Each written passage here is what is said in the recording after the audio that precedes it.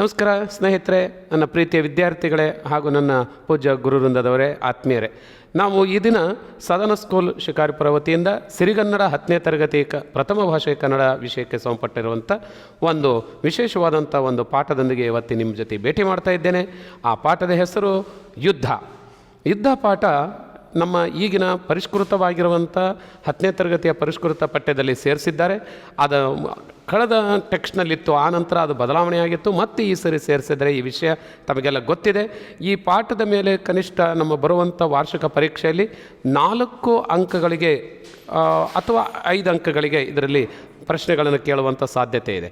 ಅದು ಏನೇ ಇರಲಿ, ಈ ಪಾಠ ಎಷ್ಟು ಮಟ್ಟಿಗೆ ಉಪಯೋಗ ನಮ್ಮ ಬರುವಂಥ ವಿದ್ಯಾರ್ಥಿಗಳಿಗೆ, ನಮ್ಮ ಇಡೀ ಜಗತ್ತಿನಲ್ಲಿ ನಡೀತಾ ಇರುವಂಥ ಸನ್ನಿವೇಶಗಳು, ವಸ್ತುಸ್ಥಿತಿ, ಅದರ ಅರಿವು ಆಗೋದಕ್ಕೆ ಈ ಪಾಠವನ್ನು ಒಂದು ವೇದಿಕೆಯಾಗಿ ಬಳಸ್ಕೊಂಡು ಈ ಪಾಠದ ಮೂಲಕ ಯುದ್ಧದಿಂದ ಆಗುವಂಥ ಪರಿಣಾಮಗಳೇನು ಅನ್ನೋ ವಿಚಾರವನ್ನು ಚರ್ಚೆ ಮಾಡೋಣ.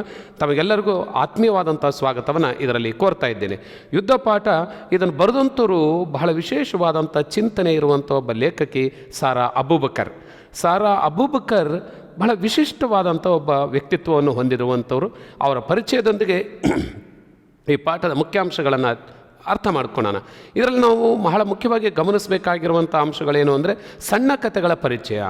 ಯುದ್ಧ ಅನ್ನೋ ಪಾಠ ಒಂದು ಸಣ್ಣ ಕಥೆಯ ರೂಪದಲ್ಲಿ ಕೊಟ್ಟಿರುವಂಥ ವಾಸ್ತವಿಕ ಮತ್ತು ಅಲ್ಲಿ ಯುದ್ಧದ ಮೂಲಕ ಆಗುವಂಥ ದುರಂತವನ್ನು ನಮ್ಮ ಮುಂದಿನ ಪೀಳಿಗೆಗೆ ಪರಿಚಯಿಸಬೇಕು. ಆ ಮೂಲಕ ಮುಂದಿನ ಜಗತ್ತು ಯುದ್ಧರಹಿತ ಆಗಬೇಕು ಅನ್ನುವಂಥ ಕಳಕಳಿ ಲೇಖಕರಿಗೆ. ಹಾಗಾಗಿ ಈ ಪಾಠವನ್ನು ಇಲ್ಲಿ ಕಥೆಯ ಮೂಲಕ ನಮಗೆ ಪರಿಚಯಿಸ್ತಾ ಇದ್ದಾರೆ. ಕತೆ ಹಂಗಂದ್ರೆ ಏನು, ಸಣ್ಣ ಕಥೆ ಅಂದರೆ ಏನು, ಆ ಸಣ್ಣ ಕಥೆಯ ವಿಶೇಷತೆ ಏನು ಅನ್ನೋದನ್ನು ನಾವಿಲ್ಲಿ ಚರ್ಚೆ ಮಾಡ್ತೀವಿ. ಅದರ ಜೊತೆಯಲ್ಲಿ ಲೇಖಕರಾದ ಸಾರಾ ಅಬೂಬಕರ್ ಅವರ ಒಂದು ಸಂಕ್ಷಿಪ್ತ ಪರಿಚಯವನ್ನು ನೋಡೋಣ.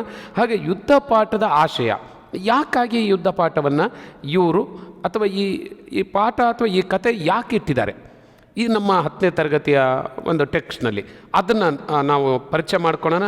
ಅದ್ರ ಜೊತೆಯಲ್ಲಿ ಈ ಯುದ್ಧ ಪಾಠದಲ್ಲಿ ಬರುವಂಥ ಕೆಲವು ವಿಶಿಷ್ಟ ಪದಗಳಿದ್ದಾವೆ.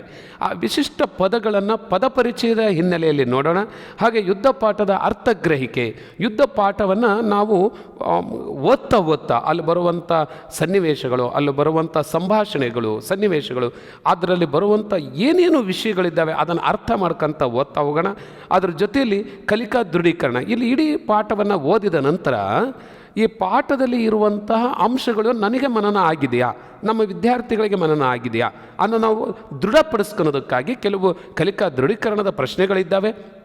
ಅದ್ರ ಜೊತೆಯಲ್ಲಿ ಬಹಳ ಮುಖ್ಯವಾಗಿ ಈ ಪಾಠಕ್ಕೆ ಒಳಗೊಂಡಂತೆ ಒಂದಿಷ್ಟು ವ್ಯಾಕರಣಾಂಶಗಳನ್ನು, ಸೈದ್ಧಾಂತಿಕವಾಗಿರುವಂಥ ಕೆಲವು ವ್ಯಾಕರಣಾಂಶಗಳನ್ನು ಇಲ್ಲಿ ಅಳವಡಿಸಿದರೆ ಆ ವ್ಯಾಕರಣಗಳನ್ನು ನಾವು ಮನನ ಮಾಡ್ಕೊಳ್ಳೋಣ. ಯಾಕಂದರೆ ಬರುವಂಥ ಪರೀಕ್ಷೆಯಲ್ಲೂ ಸಹಿತ ಈ ವ್ಯಾಕರಣದ ಮೇಲೆ ಪ್ರಶ್ನೆಗಳಿರ್ತವೆ. ಅದರಲ್ಲಿ ಬಹಳ ವಿಶೇಷವಾದಂಥ ವ್ಯಾಕರಣಾಂಶಗಳು ಅಂದರೆ ಸಮಾಸಗಳು ಮತ್ತು ತದ್ದಿತಾಂತಗಳು. ಸಮಾಸದ ಮೇಲೂ ಒಂದು ಪ್ರಶ್ನೆ ಇದ್ದೇ ಇರುತ್ತೆ, ತದ್ದಿತಾಂತದ ಮೇಲೂ ಒಂದು ಪ್ರಶ್ನೆ ಇದ್ದೇ ಇರುತ್ತೆ. ಹಾಗಾಗಿ ಈ ಒಂದು ಪಾಠ ನಮಗೆ ಏನು ಈ ವಿಡಿಯೋ ಕ್ಲಾಸ್ ಇದೆ, ಇದರಲ್ಲಿ ನಮಗೆ ಪಾಠಕ್ಕೆ ಸಂಪಟ್ಟಿರುವಂಥ ಬಹಳ ಮುಖ್ಯವಾಗಿರುವಂಥ 4ರಿಂದ 5 ಅಂಕಗಳು, ಅದರ ಜೊತೆಯಲ್ಲಿ ಸಮಾಸ ಮತ್ತು ತದ್ದಿತಾಂತಕ್ಕೆ ಸಂಪಟ್ಟಿರುವಂಥ ವ್ಯಾಕರಣಾಂಶಕ್ಕೆ ಸಂಪಟ್ಟಿರುವಂಥ ಬಹಳ ಮುಖ್ಯವಾಗಿರುವಂಥ 2 ಪ್ರಶ್ನೆಗಳು ಬಂದೇ ಬರ್ತವೆ. ಹಾಗೆ ಅದು 2 ಅಂಕಗಳು. ಅಲ್ಲಿಗೆ ಇಡೀ ಪಾಠ ನಮಗೆ 6ರಿಂದ 7 ಅಂಕಗಳನ್ನು ತಂದು ಕೊಡುವಂಥ ಒಂದು ವಿಶಿಷ್ಟವಾದಂಥ ಪಾಠ. ಹಾಗೆ ಚೆನ್ನಾಗಿ ಇದನ್ನು ನಾವು ಗಮನಿಸೋಣ, ಆಲಿಸೋಣ, ಅರ್ಥ ಮಾಡ್ಕೊಳ್ಳೋಣ, ನಮ್ಮದಾಗಿಸ್ಕೊಳ್ಳೋಣ ಅಂತ ಹೇಳ್ತಾ ಈಗ ಬಹಳ ಮುಖ್ಯವಾಗಿ ನಾನು ಕಥಾ ಸಾಹಿತ್ಯದ ಒಂದು ಪರಿಚಯಕ್ಕೆ ಹೋಗ್ತಾ ಇದ್ದೇನೆ. ನೋಡೋಣ, ಕಥಾ ಸಾಹಿತ್ಯ ಅಂದರೆ ಏನು ಅಂತಂದರೆ, ಸಣ್ಣ ಕಥೆಯಾಗಿ ನಾವು ಈ ಯುದ್ಧ ಪಾಠವನ್ನು ಕೊಡ್ತಾ ಇದ್ದೇವೆ, ಅದನ್ನು ನಾವು ಓದ್ತಾ ಇದ್ದೇವೆ ಅಥವಾ ಅದನ್ನು ಕೇಳಿಸ್ಕೊತಾ ಇದ್ದೇವೆ. ಈಗ ಹಾಗಂದರೆ ಕತೆ ಅಂದರೆ ಏನು ಅನ್ನೋದು ಗೊತ್ತಾಗಬೇಕು ನಮಗೆ, ಅಲ್ವಾ? ಬಹಳ ಸುಲಭ, ಎಲ್ಲರೂ ಬರಿಬಹುದಾದಂಥ ಒಂದು ಪ್ರಕಾರ ಇದು. ನಮ್ಮ ಸುತ್ತಮುತ್ತಲ ಪರಿಸರವನ್ನು ಅಂದರೆ ವಾಸ್ತವ ಘಟನೆಯನ್ನು, ನಮ್ಮ ಸುತ್ತಮುತ್ತ ಏನು ವಾಸ್ತವವಾಗಿ ನಡೀತಾ ಇದೆ, ವಾಸ್ತವವಾಗಿ ಇದೆ, ಅದನ್ನು ನಾವು ನೋಡ್ತಾ ಇದ್ದೇವೆ, ಅದರಲ್ಲಿ ನಾವು ಒಬ್ಬರು ಆಗಿದ್ದೇವೆ, ಅಲ್ವಾ? ಅಂಥ ಸನ್ನಿವೇಶಗಳನ್ನು, ಘಟನೆಗಳನ್ನು ಸ್ವಲ್ಪ ಮಟ್ಟಿನ ಕಲ್ಪನೆಯನ್ನು ಬೆರೆಸಿ ಮನಸ್ಸಿಗೆ ನಾಟುವಂತೆ ತಿಳಿಸುವ ಗದ್ಯ ಪ್ರಕಾರವನ್ನೇ ನಾವು ಕಥೆ ಅಂತ ಕರಿತೀವಿ. ಇದೊಂದು ಗದ್ಯ ಪ್ರಕಾರ. ಹಾಗೆ ಇದು ಸಾಮಾನ್ಯವಾಗಿ ಸಂಕ್ಷಿಪ್ತವಾಗಿರುತ್ತೆ. ಸುಮಾರು ಸರಿ ಈ ಥರದ ಕಾಂಪಿಟೇಷನ್ಗಳೆಲ್ಲ ಮಾಡ್ತಾರೇನು, ಪೋಸ್ಟ್ ಕಾರ್ಡ್ನಲ್ಲಿ ಕತೆ ಬರೆಯುವುದು ಅಂತ. ಸಣ್ಣ ಕತೆ ಅಂತಂದ್ರೆ ಪೋಸ್ಟ್ ಕಾರ್ಡ್ನಲ್ಲಿಂದನೂ ಬರೆಯೋದಕ್ಕೆ ಸಾಧ್ಯತೆ ಇದೆ. ಅಷ್ಟು ಚಿಕ್ಕಕ್ಕೆ ಒಂದೇ ಪ್ಯಾರದಲ್ಲಿ ಒಂದು ಕತೆ ಬರಿಬೋದು. ಬಹಳ ದೊಡ್ಡದು ಅಂತಂದರೆ ಎಷ್ಟು, ಒಂದು 7-8 ಪೇಜ್ ಅಷ್ಟೇ, 7-8 ಪೇಜ್ ಒಳಗಿರಬೇಕು. ಇಂಥದನ್ನು ನಾವು ಸಣ್ಣ ಕತೆ ಅಂತ ಕರಿತೀವಿ. ಭಾಳ ದೊಡ್ಡಕ್ಕಿರಬಾರ್ದು, ಚಿಕ್ಕ ಸಂಕ್ಷಿಪ್ತವಾಗಿದ್ದು ಸಾಮಾನ್ಯವಾಗಿ ಗರಿಷ್ಠ ಅಂದರೆ 1-2 ಗಂಟೆಯಲ್ಲಿ ಓದಿ ಮುಗಿಸಬಹುದಾದಂತಹ ಒಂದು ಕಥೆಯನ್ನು ನಾವು ಸಣ್ಣ ಕತೆ ಅಂತ ಕರಿತೀವಿ. ಈ ಸಣ್ಣ ಕತೆಗೆ ಯಾವ್ಯಾವ ವಸ್ತುಗಳಾಗ್ತವೆ, ಕತೆ ಬರೆಯೋದಕ್ಕೆ ಯಾವುದ್ಯಾವುದು ವಸ್ತುಗಳಾಗ್ತವೆ, ಬಹಳ ಮುಖ್ಯವಾಗಿ ಗಮನಿಸೋಣ. ಸಮಾಜದ ಓರೆಕೋರೆಗಳು, ಸಮಾಜದಲ್ಲಿ ಏನೇನೋ ತಪ್ಪುಗಳಿರ್ಬೋದು, ಒಳ್ಳೆಯದಿರ್ಬೋದು ಅಲ್ವಾ, ಇಲ್ಲಿ ಸಾಕಷ್ಟು ದುರಂತಗಳು ಆಗ್ಬೋದು. ಇಂಥವು ಏನು ಓರೆಕೋರೆಗಳಿದ್ದಾವೆ, ತಪ್ಪುಗಳಿದ್ದಾವೆ, ಇದೇ ನಮಗೆ ಒಂದು ಕತೆಗೆ ವಸ್ತು ಆಗುತ್ತೆ. ಮತ್ತು ಬದುಕಿನ ಏಳು ಬೀಳುಗಳು, ಬದುಕಿನಲ್ಲಿ ಯಾರೋ ಕೆಲವರು ಸಾಧನೆ ಮಾಡಿ ಮೇಲೆ ಬಂದಿದ್ದಾರೆ, ಅದೇ ಒಂದು ಕಥೆಯಾಗಿ ರೂಪುಗೊಳ್ಳುತ್ತೆ. ಎಷ್ಟೋ ಜನ ತಮ್ಮ ಸರಿಯಾದ ನಿರ್ಧಾರ ಮಾಡದೆ ಅಥವಾ ತಪ್ಪು ಹೆಜ್ಜೆ ನಿಟ್ಟು ತಮ್ಮ ಜೀವನದಲ್ಲಿ ಸೋತು ಹೋಗಿದ್ದಾರೆ, ಇದೂ ಸಹಿತ ಒಂದು ಕತೆಗೆ ಒಂದು ವಸ್ತುವಾಗುತ್ತೆ. ಹಾಗೆ ಉದ್ಯೋಗ, ಸ್ವಂತ ಉದ್ಯೋಗ ಮಾಡಿ ಸಾಧನೆಯನ್ನು ಮಾಡಿ ಸಮಾಜಕ್ಕೆ ಆದರ್ಶವಾದಂಥವರಿದ್ದಾರೆ, ಅದು ಒಂದು ಕಥೆ ಆಗೋದಕ್ಕೆ ಸಾಧ್ಯತೆ ಇದೆ. ಮತ್ತು ಶಿಕ್ಷಣಕ್ಕೆ ಸಂಬಂಧಪಟ್ಟಿರೋಂಥ ವಿಚಾರಗಳು, ಇದೂ ಸಹಿತ ಕಥೆ ಆಗುತ್ತೆ. ಮತ್ತು ಬಹಳ ಮುಖ್ಯವಾಗಿ ವೈಜ್ಞಾನಿಕ ವಿಚಾರಗಳು, ವಿಜ್ಞಾನದ ವಿಚಾರಗಳು, ಇವು ಸಹಿತ ಕೇಳುಗರಿಗೆ ಆಸಕ್ತಿಯನ್ನು ಕೆರಳಿಸಿ ಕುತೂಹಲವನ್ನು ಉಂಟು ಮಾಡುವುದೇ ಈ ಕಥೆಯ ಬಹಳ ಮುಖ್ಯವಾದಂಥ ಉದ್ದೇಶ. ಹಾಗಾಗಿ ಅದು ಒಂದು ಗದ್ಯ ಪ್ರಕಾರ ಅಂತ ಕರಿತೀವಿ. ಹಾಗೆ ಇಂಥ ಕಥೆಗಳು ಯಾವ್ಯಾವ ಥರದ ಕಥೆಗಳಿದ್ದಾವೆ ಅಂತಂದರೆ, ಬಹಳ ಮುಖ್ಯವಾಗಿ ಕಥೆಗಳಲ್ಲಿ ನಾವು ಮುಖ್ಯವಾಗಿ ಈ ಥರದ ವಿಂಗಡಣೆ ಮಾಡ್ತೀವಿ. ಏನು, ಕಥೆಯ ವಸ್ತು ಮತ್ತು ಅದರಲ್ಲಿ ಇರುವಂಥ ವಿವರಣೆಯನ್ನು ಆಧರಿಸಿ ನೀತಿ ಕಥೆಗಳು ಅಂತಂದು ಕೆಲವನ್ನು ನಾವು ವಿಂಗಡಿಸ್ತೀವಿ. ಕೆಲವು ಸಾಮಾಜಿಕ ಕಥೆಗಳು ಅಂತ ಕರಿತೀವಿ. ಏನು, ಸಮಾಜದ ಓರೆಕೋರೆಗಳ ಬಗ್ಗೆ ಅಲ್ಲಿ ಕಥೆಯಲ್ಲಿ ನಮ್ಮ ಗಮನಕ್ಕೆ ತರೋದಕ್ಕೆ ಪ್ರಯತ್ನಿಸ್ತಿದ್ದಾರೆ ಅಂತಂದರೆ ಅದು ಸಾಮಾಜಿಕ ಕಥೆಯಾಗುತ್ತೆ. ಉದಾಹರಣೆಗೆ ವರದಕ್ಷಿಣೆಗೆ ಸಂಬಂಧಪಟ್ಟಂಗಿರ್ಬೋದು, ಅಥವಾ ಗಂಡು ಸಂತಾನದ ಬಗ್ಗೆ ಆಕಾಂಕ್ಷೆ ಇರುವಂಥದ್ದಿರ್ಬೋದು, ಅಥವಾ ಹೆಣ್ಣಿನ ಮೇಲಿನ ದೌರ್ಜನ್ಯದ ಬಗ್ಗೆ ಇರ್ಬೋದು, ಜಾತಿ ಪದ್ಧತಿಗಳ ಬಗ್ಗೆ ಇರ್ಬೋದು, ಇವೆಲ್ಲವೂ ಕಥೆಯಾಗುತ್ತೆ. ಇವೆಲ್ಲ ಸಾಮಾಜಿಕ ಕಥೆಗಳಾಗ್ತವೆ. ಮತ್ತು ಸಾಹಸ ಕಥೆಗಳು ಅಂತೇಳಿ ಈ ಉದ್ಯೋಗದಲ್ಲಿ ಮಾಡಿರುವಂಥ ಸಾಧನೆಗಳಿರ್ಬೋದು, ಆಮೇಲೆ ಏನಾದರೂ ಬದಲಾವಣೆ ಮಾಡೋದಕ್ಕೆ ತಾನು ತೊಡಗಿಸ್ಕೊಂಡಂಥ ಕಥೆಗಳಿರ್ಬೋದು, ಇಂಥವೆಲ್ಲ ಸಾಹಸದ ಕಥೆಗಳಾಗ್ತವೆ. ಮತ್ತು ಬಹಳ ಮುಖ್ಯವಾಗಿ ಜನಪದ ಕಥೆಗಳಿದ್ದಾವೆ. ಇದು ಬಹಳ ತುಂಬ ನಮಗೆ ಸಣ್ಣಕ್ಕಿದ್ದಾಗಿಂದನೂ ಏನು ಮೌಖಿಕವಾಗಿ ಹರಿದು ಬಂದಂಥ ಒಂದು ಬಹಳ ಸಂಪದ್ಭರಿತವಾಗಿರುವಂಥ ಸಾಹಿತ್ಯ ಜನಪದ ಸಾಹಿತ್ಯ. ಅದರಲ್ಲಿ ಕಥಾ ಪ್ರಕಾರ ಬಹಳ ಆಕರ್ಷಣೀಯವಾಗಿರುವಂಥದ್ದು. ಹಾಗೆ ಐತಿಹಾಸಿಕ ಕಥೆಗಳು, ಇತಿಹಾಸದ ಘಟನೆಗಳು, ರಾಜರುಗಳು, ಅವರ ಕಾಲದಲ್ಲಿ ನಡೆದಂಥ ಘಟನೆಗಳನ್ನೇ ನಾವು ಐತಿಹಾಸಿಕ ಕಥೆಗಳು ಅಂತ ಕರಿತೀವಿ. ಮತ್ತು ವೈಜ್ಞಾನಿಕ ಕಥೆಗಳು ಅಂದರೆ ವಿಜ್ಞಾನಕ್ಕೆ ಸಂಬಂಧಪಟ್ಟಿರುವಂಥ ಕಥೆಗಳು, ವೈಜ್ಞಾನಿಕ ಕಥೆಗಳು, ಹೀಗೆ ಇನ್ನೂ ಸಾಕಷ್ಟು ಪ್ರಕಾರಗಳಾಗಿ ನಾವು ನೋಡ್ಬೋದು. ಹಾಗಿದ್ದರೆ ಇಷ್ಟೆಲ್ಲ ವ್ಯಾಪ್ತಿಯನ್ನು ಹೊಂದಿದೆಯಲ್ಲ, ಹಾಗಿದ್ರೆ ಕತೆ ಯಾವಾಗಿಂದ ಶುರು ಆಯಿತು, ಕಥೆ ಬರೆಯುವಂತಹ ಸಾಹಿತಿಗಳು ಯಾರು ಇದ್ದಾರೆ, ಇದ್ರ ಬಗ್ಗೆ ಒಂದು ಸ್ವಲ್ಪ ನಾವು ಬೆಳಕು ಚೆಲ್ಲೋದಾದರೆ ಬಹಳ ಮುಖ್ಯವಾಗಿ ಗಮನಿಸ್ಬೋದು. ನಾವು ಕತೆ ಪ್ರಾರಂಭ ಆಗೋದೇ ಮೊದಲ ಸಣ್ಣ ಕತೆ ಅಂತ ಗುರುತಿಸ್ಕೊಂಡಿರೋದೇ ಪಂಜೆ ಮಂಗೇಶರಾಯರ ಕಾಲದಿಂದ. ಪಂಜೆ ಮಂಗೇಶರಾಯರು 1900ರಲ್ಲಿ ಸಾಹಿತ್ಯವನ್ನು ರಚನೆ ಮಾಡೋದಕ್ಕೆ ತಮ್ಮನ್ನು ತೊಡಗಿಸ್ಕೊಂತಾರೆ. ಇದನ್ನು ನವೋದಯ ಕಾಲದ ಬಹಳ ಪ್ರಾರಂಭದ ಘಟ್ಟ ಅಂತ ಕರಿತೀವಿ. ಈ ನವೋದಯ ಕಾಲದ ಪ್ರಾರಂಭದ ಘಟ್ಟದಲ್ಲಿ ಶಾರ್ಟ್ ಸ್ಟೋರೀಸ್ ಅಂತಂದು ಇಂಗ್ಲೀಷ್ನಿಂದ ಬಹಳ ಮುಖ್ಯವಾಗಿ ಕನ್ನಡದಲ್ಲಿ ಇದನ್ನು ಈ ಪ್ರಕಾರವನ್ನು ಬಳಕೆ ಮಾಡ್ತಾರೆ. ಇದರಲ್ಲಿ ನನ್ನ ಚಿಕ್ಕ ತಾಯಿ ಅಂಥೇಳಿ ಮೊದಲ ಸಣ್ಣ ಕತೆ ಪಂಜೆ ಮಂಗೇಶರಾಯರದು ಆಗಿರುತ್ತೆ. ಇದು ಪ್ರಕಟಣೆಗೊಂಡಿದೆ 1900ರಲ್ಲಿ. ಹಾಗೆ ಇದನ್ನು ಅನುಸರಿಸಿ ಸಾಕಷ್ಟು ಜನ ಸಣ್ಣ ಕಥಾ ರಚನಾಕಾರರನ್ನು ನಾವು ಗುರುತಿಸ್ತೇವೆ ಕನ್ನಡದಲ್ಲಿ. ಈಗ ಬಹಳ ದೊಡ್ಡದಾಗಿ ಬೆಳೆದಿದೆ ಕನ್ನಡ ಸಾಹಿತ್ಯ, ಅದು ಸಣ್ಣ ಕಥೆಯ ಸಾಹಿತ್ಯ. ಅದರಲ್ಲಿ ಬಹಳ ಪ್ರಮುಖವಾಗಿರೋರು ಅಂತ ಮಾಸ್ತಿ ವೆಂಕಟೇಶ ಅಯ್ಯಂಗಾರ್, ಇವರು ಸಣ್ಣ ಕಥೆಗಳ ಜನಕ ಅಂತಂದೇ ಕರಿತಿದ್ವಿ ಇವರನ್ನು. ಹಾಗೆಯೇ ಇನ್ನೊಂದು ಸಾರಾ ಅಬೂಬ್ಕರ್, ಈಗಾಗಲೇ ಅವ್ರ ಬಗ್ಗೆ ಪರಿಚಯ ಮಾಡ್ಕೊತಾ ಇದ್ದೇವೆ. ವೈದೇಹಿ ಬಹಳ ಪ್ರಮುಖವಾಗಿರುವಂಥ ಒಬ್ಬ ಕವಿ, ಏನು ಸಣ್ಣ ಕಥೆಯ ರಚನಾಕಾರರು. ಹಾಗೆ ಪಿ ಲಂಕೇಶು ಬಹಳ ವಿಶೇಷವಾದಂಥ ಸಣ್ಣ ಕಥೆಗಳನ್ನು ಬರೆದಿದ್ದಾರೆ. ಆರ್ ಮಿತ್ರ ಹಾಸ್ಯಭರಿತವಾಗಿರುವಂಥ ಸಣ್ಣ ಕಥೆಗಳು. ಹಾಗೆ ಅನುಪಮ ನಿರಂಜನ ಅವರ ಕಥೆಗಳು. ಹಾಗೆ ಅಮರೇಶ ನುಗಡೋಣಿ ದಲಿತ ಸಾಹಿತ್ಯದಲ್ಲಿ ಬಹಳ ಪ್ರಮುಖವಾಗಿರುವಂಥ ಕವಿಯಾಗಿ ನಾವು ಗುರುತಿಸ್ತೇವೆ.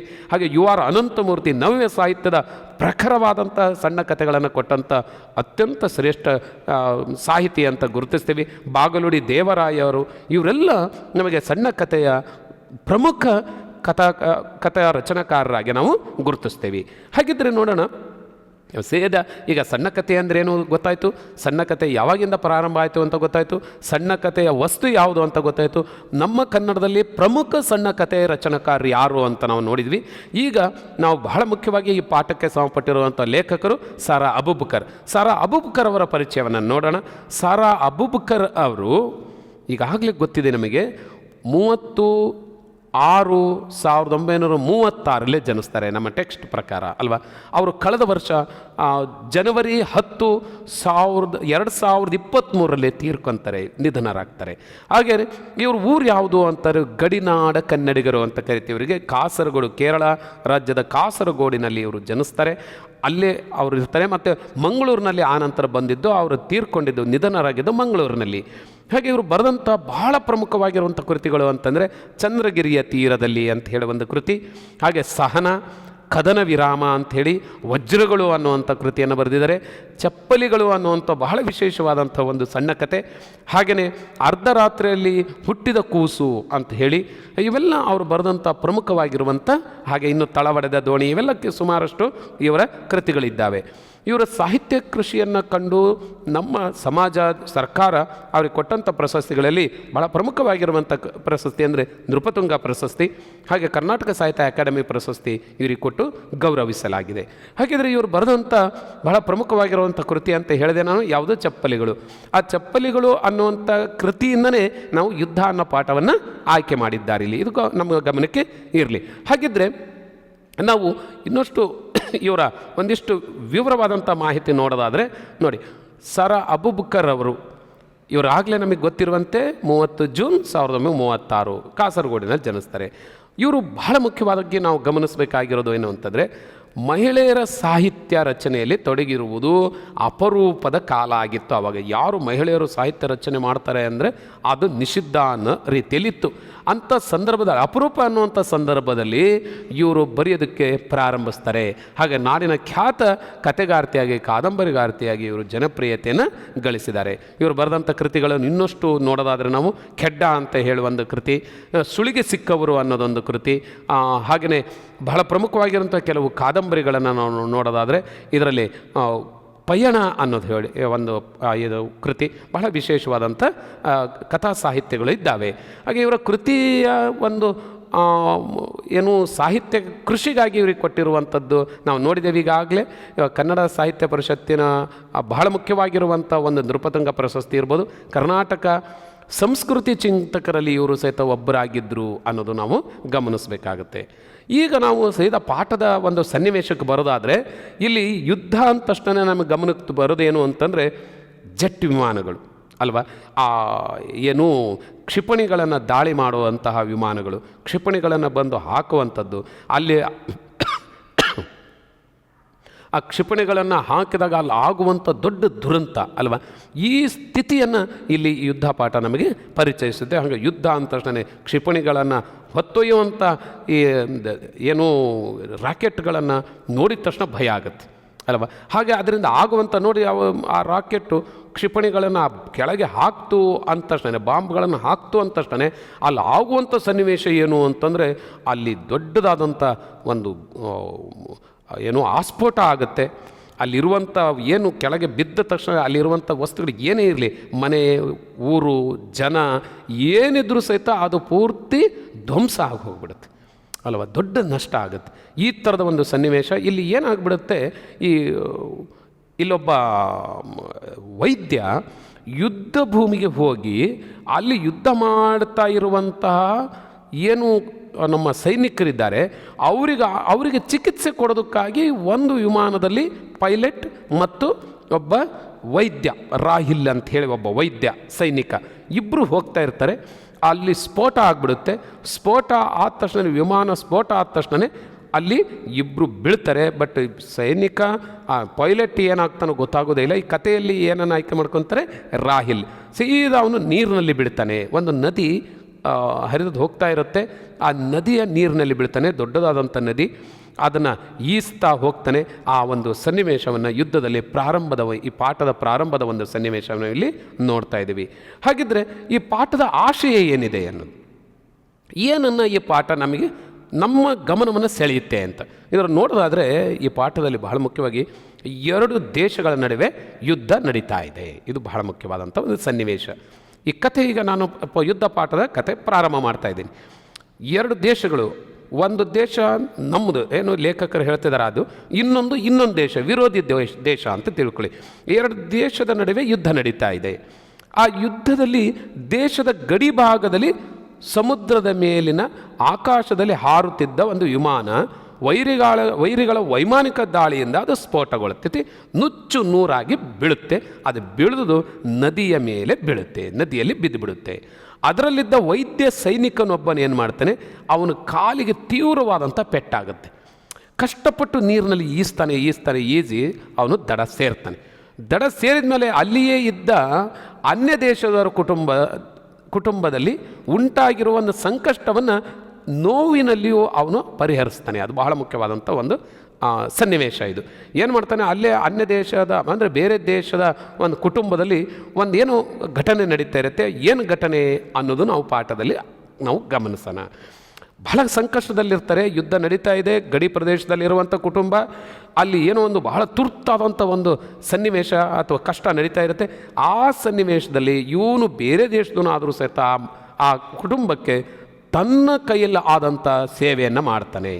ಇದು ಒಂದು ಬಹಳ ಮುಖ್ಯವಾದಂಥ ಮಾನವೀಯ ಗುಣವನ್ನು ಅಲ್ಲಿ ಕಥೆಯಲ್ಲಿ ನಮ್ಮ ಗಮನಕ್ಕೆ ತರೋದಕ್ಕೆ ಪ್ರಯತ್ನಿಸ್ತಾರೆ. ಹಾಗೆ ಇನ್ನೂ ಒಂದು ಏನು ಅಂತಂದರೆ, ಆ ಕುಟುಂಬನೂ ಸಹಿತ ಏನು ಮಾಡುತ್ತೆ ಅಂತಂದರೆ, ಇವನು ಬೇರೆ ವೈರಿ ದೇಶದನು ಅಂತ ಗೊತ್ತಾಗುತ್ತೆ ಆ ಕುಟುಂಬದ ಒಬ್ಬ ಯಜಮಾನಿತಿಗೆ, ಮುದುಕಿಗೆ. ಆದರೆ ಅವಳೇನು ಮಾಡ್ತಾಳೆ, ಅಲ್ಲಿ ವೈರಿ ಪಡೆಯೋರು ಬಂದು ಅವನನ್ನು ಹಿಡ್ಕೊಂಡು ಹೋಗಬೇಕು ಅಂತಂದು ಬಂದು ಅಲ್ಲಿ ಮನೆಗೆ ನುಗ್ತಾರೆ. ಆದರೆ ಅವನು ಕೊಟ್ಟಂಥ ಸೇವೆ ಮತ್ತು ಅಷ್ಟೇ ಅಲ್ಲ, ಅವನಲ್ಲಿ ಒಬ್ಬ ವ್ಯಕ್ತಿಯಲ್ಲಿರುವಂಥ ಆ ದೈನ್ಯತೆ, ಏನು ಬೇಡ್ತಾನೆ ದೈನ್ಯತೆಯಿಂದ, ಆ ಕಣ್ಣನ್ನೇ ಗಮನಿಸಿದಂಥ ಮುದುಕಿ ಆ ಸೈನಿಕನನ್ನು ಏನು ಬೇರೆ ದೇಶದ ಸೈನಿಕರು ಅವನ ಹಿಡ್ಕೊಂಡು ಹೋಗೋದಕ್ಕೆ ಅಂತ ಬಂದಿದ್ರಲ್ಲ, ಅವನಿಂದ ರಕ್ಷಿಸ್ತಾಳೆ. ಈ ಥರದ ಈ ಒಂದು ಮಾನವೀಯ ಕೊಡುಕೊಳ್ಳುವಿಕೆ ಇದು ಬಹಳ ಮುಖ್ಯವಾಗಿ ಸ್ಪಂದನೆ ಆಗುತ್ತೆ ಈ ಪಾಠದಲ್ಲಿ. ಇದನ್ನು ಗಮನಿಸಬೇಕು ನಾವು. ಹಾಗೆ ಇಲ್ಲಿ ಒಟ್ಟಾರೆ ಜನಸಾಮಾನ್ಯರಲ್ಲಿ ಯುದ್ಧದ ಬಗೆಗಿನ ತಿರಸ್ಕಾರವನ್ನು ನೋಡ್ತೀವಿ. ನೋಡಿ, ಇಲ್ಲಿ ನಿಜವಾಗ್ಲೂ ನಡೀತಿರೋದು ಅಲ್ವಾ, ಇಲ್ಲಿ ಮನುಷ್ಯರ ನಡುವೆ, ಕುಟುಂಬಗಳ ನಡುವೆ ಸಹಕಾರ, ಸಹಬಾಳ್ವೆ, ಪ್ರೀತಿಯ ವಿನಿಮಯ ನಡೀತಾ ಇದೆ, ಸಹಾಯದ ವಿನಿಮಯ ನಡೀತಾ ಇದೆ. ಆದರೆ ಇದು ಅರಿವಿಲ್ಲದೆ ನಮ್ಮ ದೇಶದ ನಾಯಕರು ಯಾವ ಕಾರಣಕ್ಕಾಗಿ ಯುದ್ಧ ಮಾಡ್ತಾರೆ, ಏನು ದೊಡ್ಡ ದುರಂತವನ್ನು ಉಂಟು ಮಾಡ್ತಿದಾರಲ್ಲ, ಇದ್ರ ಬಗ್ಗೆ ಆ ಕುಟುಂಬದ ಒಂದು ತಿರಸ್ಕಾರ ಈ ಅವರ ಮಾತಿನಲ್ಲಿ ನಾವು ಈ ಕಥೆಯಲ್ಲಿ ಬಹಳ ಮುಖ್ಯವಾಗಿ ಲೇಖಕರು ಅಥವಾ ಕಥೆಗಾರರು ಇದನ್ನು ವಿರೋಧಿಸ್ತಾರೆ. ಯುದ್ಧವನ್ನು ವಿರೋಧಿಸೋದು ಆ ಕಥೆಯ ಪಾತ್ರಗಳ ಮೂಲಕ ಇದನ್ನು ತಿರಸ್ಕರಿಸ್ತಾರೆ. ಅಷ್ಟೇ ಅಲ್ಲ, ಬಹಳ ಮುಖ್ಯವಾಗಿ ಸಂಕಷ್ಟದಲ್ಲಿ ವೈರಿ ಮಿತ್ರ ಎಂದು ನೋಡದೆ, ಸಂಕಷ್ಟದಲ್ಲಿದ್ದಾಗ ಇವನು ವೈರಿ ಕಡೆನ ಮಿತ್ರನ ಮುಖ್ಯ ಅಲ್ಲ, ಅಲ್ಲಿರೋ ಮನುಷ್ಯ ಮುಖ್ಯ. ಅದು ಬಹಳ ಮುಖ್ಯ. ಈ ಮನುಷ್ಯತ್ವವನ್ನು ಮರೆತು ವರ್ತಿಸೋದಿದೆಯಲ್ಲ, ಇದು ಎಂಥ ದುರಂತ ಅನ್ನೋದನ್ನು ಈ ಕತೆ ನಮ್ಮ ಗಮನಕ್ಕೆ ತರುತ್ತೆ. ಹಾಗಾಗಿ ವೈರಿ ಮತ್ತು ಮಿತ್ರ ಅಂತ ನೋಡದೆ ಪರಸ್ಪರ ಸಹಕಾರದೊಂದಿಗೆ ಮಾನವೀಯ ಮೌಲ್ಯವನ್ನು ಎತ್ತಿ ಹಿಡಿಯುವುದು ಈ ಪಾಠದಲ್ಲಿ ನೋಡಬಹುದಾಗಿದೆ. ಹಾಗಾಗಿ ಈ ಪಾಠ ನಮಗೆ ಬಹಳ ಮುಖ್ಯವಾದಂಥ ಸಂದೇಶವನ್ನು ಕೊಡುತ್ತೆ. ಇದು ಇವತ್ತಿನ ಕಾಲಕ್ಕೆ ಬಹಳ ಅಗತ್ಯವಾಗಿ ನಾವು ಮಕ್ಕಳ ಗಮನಕ್ಕೆ, ಮನಸ್ಸಿಗೆ ಮುಟ್ಟಿಸಬೇಕಾಗಿರುವಂಥ ಪಾಠ. ಆ ಆಶಯ ಈ ಪಾಠದಲ್ಲಿದೆ. ಹಾಗಿದ್ರೆ ಈ ಪಾಠವನ್ನು ಆಯ್ಕೆ ಮಾಡಿಕೊಂಡಿರೋದು ಸಾರಾ ಅಬೂಬಕರ್ ಅವರ ಚಪ್ಪಲಿಗಳು ಅನ್ನೋ ಕಥಾ ಸಂಕಲನದಿಂದ ಆಯ್ಕೆ ಮಾಡಿದ್ದಾರೆ ಅನ್ನೋದು ನಮಗೆ ಈಗಾಗಲೇ ಗೊತ್ತಾಗಿದೆ. ಈ ಪಾಠದಲ್ಲಿ ಬರುವಂಥ ಒಂದಿಷ್ಟು ಹೊಸ ಪದಗಳು, ಅಂದರೆ ನಮಗೆ ಪಾಠದಲ್ಲಿ ಬಳಕೆ ಮಾಡಿರುವಂಥ ಕೆಲವು ಪದಗಳು ಪಾಠದ ಹಿನ್ನೆಲೆಯಲ್ಲಿ ಏನು ಅರ್ಥವನ್ನು ಇವು ಕೊಡ್ತಾ ಇದ್ದಾವೆ ಅಂತ ಒಂದಿಷ್ಟು ನೋಡ್ಕೊಂಡ್ರೆ ಪಾಠವನ್ನು ಆಸ್ವಾದಿಸೋದಕ್ಕೆ ಸಹಾಯ ಆಗುತ್ತೆ. ಹಾಗಾಗಿ ಹೊಸ ಪದಗಳ ಪರಿಚಯದಲ್ಲಿ ಆರ್ತನಾದ ಅಂತ ಒಂದು ಪದ ಬರುತ್ತೆ. ಆರ್ತತೆ ಅಂದರೆ ಕಷ್ಟಕ್ಕೆ ಸಿಕ್ಕೋರು ಬಹಳ ನಿಸ್ಸಹಾಯಕರಾಗಿ ಸಹಾಯಕ್ಕಾಗಿ ಕೂಗ್ತಾ ಇರುವಂಥ ಒಂದು ಸ್ಥಿತಿ, ಇದನ್ನು ಆರ್ತನಾದ ಅಂತ ಕರೀತಾರೆ. ಇದು ಬಹಳ ಎಂತರಿಗೂ ಸಹಿತ ಆ ನಾದ ಅಥವಾ ಆ ಧ್ವನಿಯನ್ನು ಕೇಳಿದ ತಕ್ಷಣ ಅಯ್ಯೋ ಏನಾರ ಸಹಾಯ ಮಾಡೋಣ ಅನ್ನಿಸ್ಬೇಕು. ಆ ಥರದ ಭಾವ ಆ ನಾದದಲ್ಲಿ ಅಥವಾ ಕೂಗಿನಲ್ಲಿ ಇರುತ್ತೆ. ಇನ್ನೊಂದು ಕಿವಿ ಗಡಚಿಕ್ಕು, ಕಿವಿಗೆ ಕರ್ಕಶವಾಗುವಂಥ ಅರ್ಥ. ಇದಕ್ಕೆ ಕಿವಿ ಗಡಚಿಕ್ಕುವುದು ಅಂತಾರೆ. ಇತ್ತೀಚಿನ ದಿನಗಳಲ್ಲಿ ತುಂಬ ಈ ಥರದ ಸನ್ನಿವೇಶ ನೋಡ್ತೀವಿ ನಾವು. ಎಲ್ಲದಕ್ಕೂ ದೊಡ್ಡ ದೊಡ್ಡ ಪಟಾಕಿಗಳನ್ನು ಹೊಡಿತಾರೆ, ಶಬ್ದ ಮಾಲಿನ್ಯ. ಇನ್ನೊಂದು ಬಹಳ ಮುಖ್ಯವಾಗಿ ಅಂದರೆ ಡಿ.ಜೆ ಅಂತ ಏನು ಹಾಕ್ಕೊಂಡು ಆ ಡಿ.ಜೆ ಎಂಥ ಅಪಾಯಕಾರವಾದಂಥ ಶಬ್ದವನ್ನು ಉಂಟು ಮಾಡುತ್ತೆ ಅದು ಅಂದರೆ ನಮ್ಮ ಕಿವಿ ತಮಟೆಗಳಿಗೆ, ನಮ್ಮ ಹೃದಯದ ಭಾಗಗಳಿಗೆ ಎಲ್ಲದಕ್ಕೂ ಘಾಸಿ ಉಂಟು ಮಾಡುತ್ತೆ. ಇದು ಬಹಳ ಅಪಾಯಕಾರಿ. ಆದರೂ ನಮ್ಮ ಜನ ಅರ್ಥ ಮಾಡ್ಕೊತಾರೋ ಇಲ್ಲೋ ಗೊತ್ತಿಲ್ಲ. ಇದನ್ನು ಕಿವಿ ಗಡಚಿಕ್ಕುವ ಶಬ್ದ ಅಂತ ಕರಿತೀವಿ ನಾವು. ಇನ್ನೊಂದು ಕ್ರೌರ್ಯ ಅಂತಂದ್ರೇನು? ನಿರ್ದಯತೆ ಅಥವಾ ಕರುಣೆ ಇಲ್ಲದಂತೆ ವರ್ತಿಸುವುದು, ಇದನ್ನು ಕ್ರೌರ್ಯ ಅಂತ ಕರಿತೀವಿ. ಇನ್ನು ಇವತ್ತಿನ ಮಾಸ್ ಮೀಡಿಯಾದಲ್ಲಿ, ಸಿನಿಮಾಗಳಲ್ಲಿ ಈ ಕ್ರೌರ್ಯದ ಸನ್ನಿವೇಶಗಳು ಬಹಳಷ್ಟು ಬಂದು ನಮ್ಮ ಯುವಜನತೆಯಲ್ಲಿ ಮನಸ್ಸಿನಲ್ಲಿ ಈ ಕ್ರೌರ್ಯ ಭಾವನೆಯನ್ನು ಪ್ರಚೋದಿಸುವಂಥ ಸನ್ನಿವೇಶಗಳನ್ನು ನೋಡ್ತಾ ಇದ್ದೇವೆ. ಇದು ದೊಡ್ಡ ದುರಂತದ ಸನ್ನಿವೇಶ. ಇದನ್ನು ಅರಿವು ಮಾಡಿಕೊಡಬೇಕಾಗುತ್ತೆ. ಇದನ್ನು ಮನಸ್ಸಿಗೆ ನಾಟುವಂತೆ ನಾವು ಮಕ್ಕಳಿಗೆ ಪರಿಚಯಿಸಬೇಕಾಗುತ್ತೆ ಬಹಳ ಮುಖ್ಯವಾಗಿ. ಇನ್ನೊಂದು ಗ್ರೌಂಡ್ ಅಂತ ಹೇಳಿ ಒಂದು ಅನ್ಯದೇಶಿ ಪದವನ್ನು ಬಳಕೆ ಮಾಡಿದರೆ, ಗ್ರೌಂಡ್ ಭೂ ಪ್ರದೇಶಕ್ಕೆ ಗ್ರೌಂಡ್ ಅಂತ ಕರಿತೀವಿ, ಗ್ರೌಂಡ್. ಹಾಗೆ ಇನ್ನೊಂದು ರೋಧನ ಅಂದರೆ ಅಳುವಿಕೆ, ರೋಧಿಸುವುದು, ಅಳುವುದು ಅಂತ ಅರ್ಥ. ಇನ್ನೊಂದು ಸಾಂತ್ವನ, ಸಮಾಧಾನ ಪಡಿಸು ಅಂತ ಅರ್ಥ. ಸಾಂತ್ವನದ ಅಲ್ಲೊಂದು ರೋಧನದ ಒಂದು ಧ್ವನಿ ಬರ್ತಾ ಇರುತ್ತೆ, ಆ ಹಿಂದುಗಟ್ಲೆ ಅದರ ಜೊತೆಯಲ್ಲಿ ಸಮಾಧಾನ ಪಡಿಸುವಂಥ ಸಾಂತ್ವನದ ಮಾತು ಕೇಳಿಬರುತ್ತೆ ಅನ್ನುವಂಥ ಸನ್ನಿವೇಶ ಬರುತ್ತೆ ಈ ಪಾಠದಲ್ಲಿ. ಹಂಗಾಗಿ ಇವು ಎರಡೂ ಪದ ಬಹಳ ಮುಖ್ಯ. ಇನ್ನೊಂದು ಸೂಲಗಿತ್ತಿ ಅಂತ. ಏನು ಸೂಲಗಿತ್ತಿ ಅಂತಂದರೆ, ಹೆಣ್ಣು ಮಕ್ಕಳಿಗೆ ಮಗುವನ್ನು ಜನಿಸುವಾಗ ಹೆರಿಗೆಯ ಸಮಯದಲ್ಲಿ ಸಹಾಯ ಮಾಡೋದಕ್ಕಾಗಿ ತರಬೇತಿ ಪಡೆದಂಥ ಸ್ಥಳೀಯ ಒಬ್ಬರು ಸಹಾಯಕರಿರ್ತಾರೆ. ಸ್ಥಳೀಯವಾಗಿ ಅವರಿಗೊಂದು ಸ್ವಲ್ಪ ಧೈರ್ಯ ಮತ್ತು ಈ ಥರ ಒಂದು ಸೇವೆ ಮಾಡಬೇಕು ಅಂತ ಗುಣ ಇರುತ್ತೆ. ಆದರೆ ಇವತ್ತಿನ ದಿನಗಳಲ್ಲಿ ಇದು ಸೂಲಗಿತ್ತಿಯ ಪಾತ್ರ ತುಂಬ ಕಡಿಮೆ, ಆ ಥರ ಜನ ಕಡಿಮೆ. ತಕ್ಷಣ ಆಸ್ಪತ್ರೆಗೆ ಸೇರಿಸ್ತಾರೆ, ಅದು ಬಹಳ ಒಳ್ಳೆಯದು. ಸೂಲಗಿತ್ತಿಯ ಸಹಾಯ ಪಡ್ಕೊಂಡು ಮನೆಯಲ್ಲೇ ಹೆರಿಗೆ ಮಾಡಿಸ್ತೀನಿ ಅನ್ನೋದು ಸ್ವಲ್ಪ ಮೌಢ್ಯ, ಅದು ಸರಿಯಲ್ಲ. ಸಾಮಾನ್ಯವಾಗಿ ಎಲ್ಲ ಕಡೆಯೂ ಆಸ್ಪತ್ರೆಗಳ ಸೌಲಭ್ಯ ಇದೆ, ಆಸ್ಪತ್ರೆಗೆ ಹೋಗಲೇಬೇಕು ಅನ್ನೋದು ಬಹಳ ಮುಖ್ಯವಾಗಿ ನಾವು ಪರಿಚಯ ಮಾಡಿಸ್ಬೇಕು. ಈ ಸೂಲಗಿತ್ತಿ ಅಂದರೆ ಹೆರಿಗೆಯ ಸಮಯದಲ್ಲಿ ಸಹಾಯ ಮಾಡುವಂಥ ಒಬ್ಬ ತರಬೇತಿ ಪಡೆದಂಥ ಒಬ್ಬ ಹೆಣ್ಣುಮಗಳು. ಇನ್ನೊಂದು ಹಂಬಲ ಅಂತ. ಹಂಬಲ ಅಂತಂದರೆ ತೀವ್ರವಾದಂಥ ಆಸೆ ಅಂತ, ಹಂಬಲ ಅಂತಂದು. ಇದೇ ಪಾಠದ ಹಂಬಲಗೊಂಡೆನು ಅಂತ ಹೇಳುವಂಥ ಪದ ಬರುತ್ತೆ. ಹಾಗೆಯೇ ಇನ್ನು ಹತಾಶೆ, ನಿರಾಶೆ, ಆಶಾಭಂಗ ಅಂತ ಅರ್ಥ, ಹತಾಶೆ ಅಂತ. ಓಕೆ, ಇಷ್ಟು ಪದಗಳನ್ನು ಈ ಪಾಠದಲ್ಲಿ ಒಂದಿಷ್ಟು ಹೊಸ ಪದಗಳು ಅಥವಾ ವಿಶಿಷ್ಟವಾದಂಥ ಪದಗಳು ಅಂತ ಪರಿಚಯ ಮಾಡ್ತೀವಿ. ಇನ್ನೊಂದು ಬಹಳ ಮುಖ್ಯವಾದಂಥ ಒಂದು ಪದ, ಇದು ಪದದ ಅರ್ಥನೂ ಬಹಳ ಇಂಪಾರ್ಟೆಂಟು. ಮತ್ತು ಒಂದು ಪ್ರಶ್ನೆಗೆ ಅಥವಾ ಒಂದು ಅಂಕದ ಪ್ರಶ್ನೆಗೆ ಇದನ್ನು ಕೇಳ್ತಾರೆ ಸಾಮಾನ್ಯವಾಗಿ. ಏನು ಬ್ಲ್ಯಾಕ್ಔಟ್ ಅಂದರೆ ಏನು ಅಂತ. ಬ್ಲ್ಯಾಕ್ಔಟ್ ಅಂದರೆ ಏನು ಅಂತಂದರೆ, ಇದು ಬ್ಲ್ಯಾಕ್ಔಟ್ ನೇಮ ಅಂತಂದು ಪ್ರಶ್ನೆ ಕೇಳ್ತಾರೆ ಸಾಮಾನ್ಯವಾಗಿ. ಬ್ಲ್ಯಾಕ್ಔಟ್ ಅಂದರೆ ಏನು ಅಂದರೆ, ಯುದ್ಧ ಕಾಲದಲ್ಲಿ ರಾತ್ರಿ ವೇಳೆ ಸಾಮಾನ್ಯವಾಗಿ ವೈರಿ ಸೈನಿಕರು ಅಥವಾ ಶತ್ರು ಸೈನಿಕರು ವೈಮಾನಿಕವಾಗಿ ದಾಳಿ ಮಾಡೋದಕ್ಕೆ ವಿಮಾನದ ಮೇಲೆ ಬರ್ತಾರೆ. ಆಗ ಆ ಮೇಲಿಂದ ನೋಡ್ತಾರೆ ಕೆಳಗಡೆ ಎಲ್ಲಿ ಭೂಪ್ರದೇಶದಲ್ಲಿ ಇದೆ ಮತ್ತು ಆ ಭೂಪ್ರದೇಶದಲ್ಲಿ ಎಲ್ಲಿ ಜನವಸತಿ ಇದೆ, ಈ ಪ್ರದೇಶ ನೋಡಿಬಿಟ್ಟು ಅಲ್ಲಿ ಅವರು ಬಾಂಬ್ ದಾಳಿಯನ್ನು ಮಾಡ್ತಾರೆ. ಈ ಬಾಂಬ್ ದಾಳಿ ಮಾಡೋದು ಯಾವ ಆಧಾರದ ಮೇಲೆ ಅಂದರೆ ಜನವಸತಿ ಐತಿ ಇಲ್ಲ ಅನ್ನೋದು. ಜನವಸತಿ ಐತಿ ಅಂತ ಹೆಂಗೆ ಗೊತ್ತಾಗುತ್ತೆ ಅಂದರೆ, ಅಲ್ಲಿ ದೀಪ ಬೆಳಗಿಸೋದು ಅಥವಾ ಅಲ್ಲಿ ಜನ ಬೆಂಕಿಯನ್ನು ಬಳಸೋದು. ಅದು ಏನಾಗುತ್ತೆ, ಬೆಳಕು ಮೇಲುಗಡೆ ಕತ್ಲಲ್ಲಿ ಬೆಳಕು ನೋಡ್ತಾರೆ ಕೆಳಗೆ, ಓ ಇಲ್ಲಿ ಬೆಳಕಿದೆ ಅಂದರೆ ಇಲ್ಲಿ ಜನ ಇದ್ದಾರೆ ಅಂತ ಭಾವಿಸ್ತಾರೆ, ಅಲ್ಲಿಗೆ ಬಾಂಬ್ ಹಾಕಿಬಿಡ್ತಾರೆ. ಇದನ್ನು ನಾವು ಸಾಮಾನ್ಯವಾಗಿ ಯುದ್ಧದ ಸಮಯದಲ್ಲಿ ಈ ಬ್ಲಾಕ್ಔಟ್ ನಿಯಮವನ್ನು ಜಾರಿಗೊಳಿಸ್ತಾರೆ. ಬ್ಲಾಕ್ಔಟ್ ನಿಯಮ ಅಂದರೆ ಏನು ಅಂದರೆ, ಯುದ್ಧ ಕಾಲದಲ್ಲಿ ರಾತ್ರಿ ವೇಳೆ ಶತ್ರು ಸೈನಿಕರು ವೈಮಾನಿಕ ದಾಳಿ ಮಾಡಲು ಅವಕಾಶವಾಗದಂತೆ, ಅವಕಾಶ ಆಗಬಾರ್ದು ಅವರಿಗೆ. ಹಂಗೆ ಅವಕಾಶ ಆಗಬಾರ್ದು ಅಂದರೆ ಏನು ಮಾಡಬೇಕು, ವಿದ್ಯುತ್ ದೀಪ ಬೆಂಕಿಯನ್ನು ಉರಿಸದೆ ಕತ್ತಲಿನಲ್ಲಿದ್ದು ರಕ್ಷಿಸಿಕೊಳ್ಳುವುದು, ಅದಕ್ಕೆ ಬ್ಲಾಕ್ಔಟ್ ನಿಯಮ ಅಂತ ಕರೀತಾರೆ. ಕತ್ತಲಲ್ಲಿ ಇದ್ದು ರಕ್ಷಣೆ ಮಾಡ್ಕೊ, ಕತ್ತಲಲ್ಲಿ ಇದ್ದುಬಿಟ್ರೆ ಇಲ್ಲಿ ಯಾರಿದ್ದಾರೆ ಅಂತ ಗೊತ್ತೇ ಆಗೋದಿಲ್ಲಲ್ಲ, ಆವಾಗ ಆ ವಿಮಾನ ಹಾಗೆ ಮುಂದಕ್ಕೆ ಹೋಗುತ್ತೆ, ಅವರಿಗೆ ಇಲ್ಲಿ ಜನವಸತಿ ಇದೆ ಅಂತ ಗೊತ್ತೇ ಆಗೋದಿಲ್ಲ. ಇದಕ್ಕಾಗಿಯೇ ಅಲ್ಲಿ ಬ್ಲಾಕ್ಔಟ್ ನಿಯಮವನ್ನು ಜಾರಿಗೊಳ್ಳುತ್ತಾರೆ. ಓಕೆ, ಈಗ ನಾವು ಯುದ್ಧ ಪಾಠದ ಒಂದು ಪ್ರವೇಶವನ್ನು ನೋಡೋಣ. ಯುದ್ಧ ಪಾಠದ ಪ್ರವೇಶದಲ್ಲಿ ನಾವು ಏನೇನು ಗಮನಿಸ್ತೀವಿ ಅಂತಂದರೆ, ಗದ್ಯ ಸಾಹಿತ್ಯದ ವಿವಿಧ ಪ್ರಕಾರಗಳಲ್ಲಿ ಸಣ್ಣ ಕಥೆಯೂ ಕೂಡ ಒಂದು ಅನ್ನೋದು ನಮಗೆ ಗೊತ್ತಾಯಿತು. ಇನ್ನೊಂದು, ಹೊಸಗನ್ನಡದ ಬಹು ಜನಪ್ರಿಯ ಕಥಾ ಪ್ರಕಾರದಲ್ಲಿ ಒಂದಾದ ಸಣ್ಣ ಕಥೆ ದೇಶಿ ಹಾಗೂ ವಿಶ್ವ ಸಂಸ್ಕೃತಿ ಅಭಿವ್ಯಕ್ತಿಗೆ ಪೂರಕ ಮಾಧ್ಯಮವಾಗಿದೆ. ಬಹಳ ಮುಖ್ಯವಾಗಿ ಇದ್ರ ಪರಿಚಯ ಆಯಿತು ನಮಗೆ. ಇದರ ಜೊತೆಯಲ್ಲಿ ಮಾಸ್ತಿ ವೆಂಕಟೇಶ ಅಯ್ಯಂಗಾರ್ ಅವರು, ಯು ಆರ್ ಅನಂತಮೂರ್ತಿಯವರು, ಪಿ ಲಂಕೇಶ್ ಅವರು, ಚದುರಂಗ ಅವರು, ಅನುಪಮ ನಿರಂಜನ ಅವರು, ವೈದೇಹಿ, ಯಶವಂತ ಚಿತ್ತಾಲ ಬಹಳ ಪ್ರಮುಖವಾದಂಥ ಒಬ್ಬ ಸಣ್ಣ ಕತೆ ಮತ್ತು ಕಾದಂಬರಿಯನ್ನು ಬರೆದಂಥವ್ರು, ಮತ್ತು ಪೂರ್ಣಚಂದ್ರ ತೇಜಸ್ವಿ ಅವರ ಸಣ್ಣ ಕಥೆಗಳು ಬಹಳ ವಿಶೇಷವಾದಂಥವು. ಹಾಗೆ ಅಮರೇಶ ನುಗಡೋಣಿ, ಸಾರಾ ಅಬೂಬ್ಕರ್ ಇವರು ಸಣ್ಣ ಕಥೆಗೆ ಅಪಾರ ಕೊಡುಗೆಯನ್ನು ನೀಡಿದ್ದಾರೆ ಅಂತ ನಾವು ಈಗಾಗಲೇ ಗಮನಿಸಿದ್ದೀವಿ.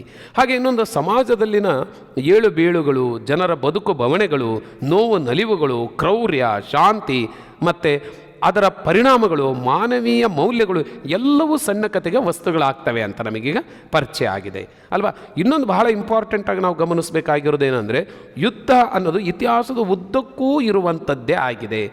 ನಾವು ಮನುಷ್ಯರು ಯಾವಾಗ ಈ ಭೂಮಿ ಮೇಲೆ ಬದುಕ್ತಾ ಗುಂಪು ಕಟ್ಕೊಂಡು ಒಂದು ಕಡೆಗೆ ನೆಲೆಸಕ್ಕೆ ಶುರು ಮಾಡಿದರು, ಅಲ್ಲಿಂದ ಯುದ್ಧಗಳು ತನ್ನಷ್ಟಕ್ಕೆ ತಾನೇ ಶುರು ಆಗ್ತಾ ಹೋಗ್ಬಿಡ್ತು. ಅದಕ್ಕೆ ಯಾಕೆ ಯುದ್ಧ ಮಾಡ್ತಾ ಇದ್ದಾರೆ ಅನ್ನೋದಕ್ಕೆ, ಸಾಮ್ರಾಜ್ಯದ ವಿಸ್ತರಣೆಗಾಗಿ ಯುದ್ಧ ಮಾಡ್ತಿದ್ದಾರೆ, ಲೋಭಕ್ಕಾಗಿ ಅಂದರೆ ಆಸೆಗಾಗಿ, ಏನು ದುರಾಸೆಗಾಗಿ, ಅಲ್ಲಿ ಸಂಪತ್ತನ್ನು ಕಿತ್ಕೊಂಡ್ಬರಬೇಕು ಅನ್ನುವಂಥ ಉದ್ದೇಶಕ್ಕೆ ಯುದ್ಧವನ್ನು ಮಾಡ್ತಿದ್ದಾರೆ, ಶಕ್ತಿ ಪ್ರದರ್ಶನಕ್ಕಾಗಿ ಯುದ್ಧ ಮಾಡ್ತಾ ಇದ್ದಾರೆ, ಆಗ ಕುಟುಂಬದ ಕಲಹಗಳಿಗಾಗಿ ಯುದ್ಧ ಮಾಡ್ತಿದ್ದಾರೆ. ಅದಕ್ಕೆ ಒಂದು ಒಳ್ಳೆಯ ಉದಾಹರಣೆ ಅಂತಂದರೆ ಮಹಾಭಾರತ ಅಲ್ವಾ. ಕುಟುಂಬದ ಕಲಹದಿಂದ ದೊಡ್ಡ ದುರಂತವನ್ನೇ ಆ ಯುದ್ಧದಲ್ಲಿ ನೋಡ್ತೀವಿ. ದ್ವೇಷ ಸಾಧನೆಗಾಗಿ ಯುದ್ಧಗಳು ಮಾಡ್ತಿದ್ದಾರೆ. ಹೀಗೆ ಹಲವಾರು ಕಾರಣದಿಂದ ನಾವು ಯುದ್ಧದ ಒಂದು ಸನ್ನಿವೇಶಗಳನ್ನು ನೋಡ್ತಾ ಹೋಗ್ತೀವಿ. ಈ ಯುದ್ಧದ ಭೀಕರತೆ ಎಂಥದ್ದು ಅನ್ನೋದು ಈ ಪಾಠದಲ್ಲಿ ನೋಡ್ತೀವಿ ನಾವು ಅಲ್ವಾ. ಭೀಕರತೆಯ ಮತ್ತು ಧರ್ಮ, ಇದರಲ್ಲಿ ದೇಶಗಳ ಭೇದವಿಲ್ಲದೆ ಭಾಗಿಯಾದ ಸೈನಿಕರಿಗೂ ಅವರ ಕುಟುಂಬಕ್ಕೂ ಅಲ್ವಾ, ಆ ಕುಟುಂಬದ ವರ್ಗದವರಿಗೂ ಹಾಗೂ ದೇಶಕ್ಕೂ ನಾನಾ ರೀತಿಯ ಸಂಕಷ್ಟಗಳು ತಂದೊಡ್ಡುತ್ತವೆ. ಇದು ಬಹಳ ಮುಖ್ಯವಾಗಿ ಯುದ್ಧ ಎಂಥ ಒಂದು ಭೀಕರತೆ ತಂದುಕೊಡುತ್ತೆ ಅನ್ನೋದಕ್ಕೆ. ಮತ್ತೊಂದು, ಇದರ ನಡುವೆ ಯುದ್ಧದಲ್ಲಿ ನೊಂದವರು ಧರ್ಮ ಭಿನ್ನತೆ, ದೇಶ ಭಿನ್ನತೆ, ವೈರಿ ಮಿತ್ರ ಎಂಬುದೆಲ್ಲವನ್ನು ಪರಿಗಣಿಸದೆ ಪರಸ್ಪರರು ನೋಡ್ರಿ, ಇಲ್ಲಿ ಯಾವುದೇ ದೇಶದ ಮಧ್ಯೆ ಯುದ್ಧ ಆಗಲಿ, ಆ ದೇಶಕ್ಕೂ ಯುದ್ಧದಿಂದ ಸಾಕಷ್ಟು ನಷ್ಟ ಆಗುತ್ತೆ, ಈ ದೇಶಕ್ಕೂ ನಷ್ಟ ಆಗುತ್ತೆ ಅಲ್ವಾ. ಆದರೆ ಅವರು ಇದರಲ್ಲಿ ಯಾವ ಧರ್ಮದವರು ಅದು ಇಂಪಾರ್ಟೆಂಟ್ ಅಲ್ಲ, ಯಾವ ದೇಶದವರು ಯಾವ ದೇಶದವರು ಇಂಪಾರ್ಟೆಂಟ್ ಅಲ್ಲ, ಅವನು ವೈರಿನ ಮಿತ್ರನ ಅದು ಮುಖ್ಯ ಅಲ್ಲ. ಆದರೆ ಎಲ್ಲರಿಗೂ ಅವರಿಗೆ ಬರುವಂಥದ್ದು ಸಂಕಷ್ಟ, ಅದು ಕಾಮನ್ ಎಲ್ಲರಿಗೂ. ಆ ದೇಶದವ್ರಿಗೂ ದೊಡ್ಡ ದುರಂತ ಸಂಕಷ್ಟ ಆಗುತ್ತೆ, ಇವ್ರಿಗೂ ಸಂಕಷ್ಟ ಆಗುತ್ತೆ ಅಲ್ವಾ. ಆಮೇಲೆ ಅಷ್ಟೇ ಅಲ್ಲ, ಪರಿಹಾರಕ್ಕೆ ರಕ್ಷಣೆಗೆ ತೊಡಗುವ ಮಾನವೀಯ ಮೌಲ್ಯ ಅಲ್ವಾ, ಮೌಲ್ಯಯುತ ನಡವಳಿಕೆ ಇಲ್ಲಿ ಪ್ರಸ್ತುತ ಕಥೆಯಲ್ಲಿ ನಾವು ಮನೋಜ್ಞವಾಗಿ ಇಲ್ಲಿ ವಿವರಿಸಿದ್ದಾರೆ. ಅದನ್ನು ಈ ಪಾಠದಲ್ಲಿ ನಾವು ಗಮನಿಸ್ಬೋದು. ಇಷ್ಟು ಈ ಪಾಠದ ಮುಖ್ಯವಾಗಿರುವಂಥ ಪ್ರವೇಶದ ಅಂಶಗಳು. ಈಗ ನಾವು ಈ ಪಾಠದಲ್ಲಿ ಗಮನಿಸಬೇಕಾಗಿರುವಂಥ ಮುಖ್ಯ ಅಂಶಗಳು ಏನು ಅಂತ ನೋಡೋಣ. ಯುದ್ಧ ಪಾಠದ ಅರ್ಥಗ್ರಹಿಕೆ ನಾವು ಓದ್ತಾ ಹೋದರೆ ಏನೇನು ಪಾಯಿಂಟ್ಸನ್ನು ಇದರಲ್ಲಿ ನಾವು ಗಮನಿಸಬೇಕು ಅಂತ ನೋಡಿ. ಒಂದನೇದು, ಈ ಪಾಠದಲ್ಲಿ ಬಹಳ ಮುಖ್ಯವಾಗಿ ಗಮನಿಸಬೇಕಾಗಿರೋದು ಯುದ್ಧದ ಸನ್ನಿವೇಶ ನೋಡಬೇಕು. ಇದರಲ್ಲಿ ಈ ಯುದ್ಧ ಹೇಗೆ ಶುರುವಾಯಿತು, ಈ ಪಾಠದಲ್ಲಿ ಯುದ್ಧದ ಸನ್ನಿವೇಶ ಹೇಗಿದೆ ಅದನ್ನು ಗಮನಿಸಬೇಕು, ಒಂದನೇ ಅಂಶ. ಎರಡನೇ ಅಂಶ ನೋಡ್ತೀವಿ, ಯುದ್ಧದ ಸನ್ನಿವೇಶದಲ್ಲಿ ಜನಸಾಮಾನ್ಯರ ಸ್ಥಿತಿ ಹೇಗಿರುತ್ತೆ. ನೋಡಿ, ಯುದ್ಧ ಶುರುವಾಯಿತು, ಯುದ್ಧ ನಡೀತಾ ಇದೆ, ಯಾನೇನೋ ಸೈನಿಕರು ಈ ಕಡೆ ವಿಮಾನ ದಾಳಿ ಇದೆಲ್ಲ ನಡೀತಾ ಇದೆ, ವಿಮಾನ ಸ್ಫೋಟ ಆಗ್ತಾ ಇದ್ದಾವೆ, ದೊಡ್ಡ ದೊಡ್ಡ ಶಬ್ದಗಳು ಉಂಟಾಗ್ತಿದ್ದಾವೆ, ಎಲ್ಲ ಕಡೆ ಬ್ಲ್ಯಾಕ್ಔಟ್ ನೇಮ ಹಾಕಿದ್ದಾರೆ.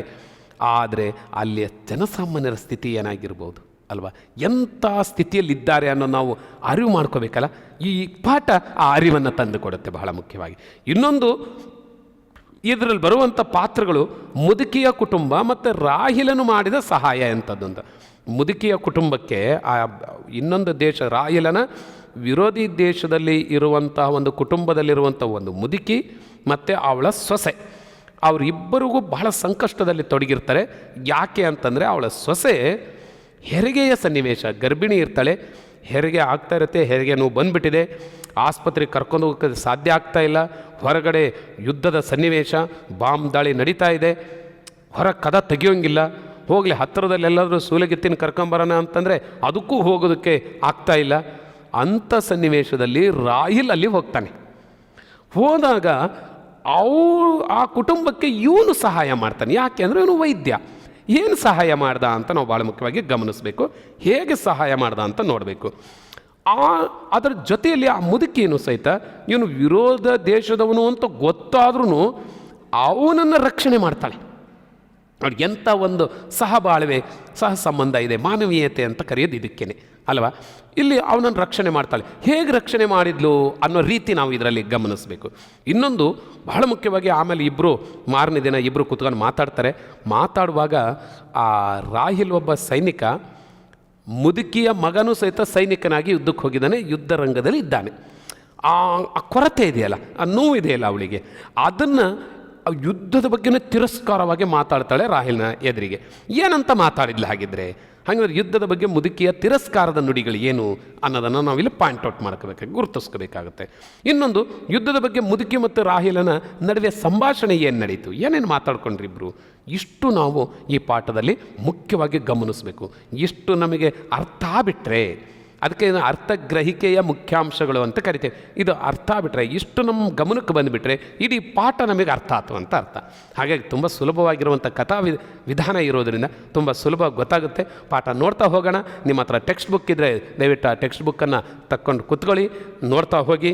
ಯುದ್ಧ ಪಾಠ ಹೀಗೆ ಶುರುವಾಗುತ್ತೆ. ಅಲ್ಲಿ ಸಂಭಾಷಣೆನೇ ಶುರುವಾಗುತ್ತೆ.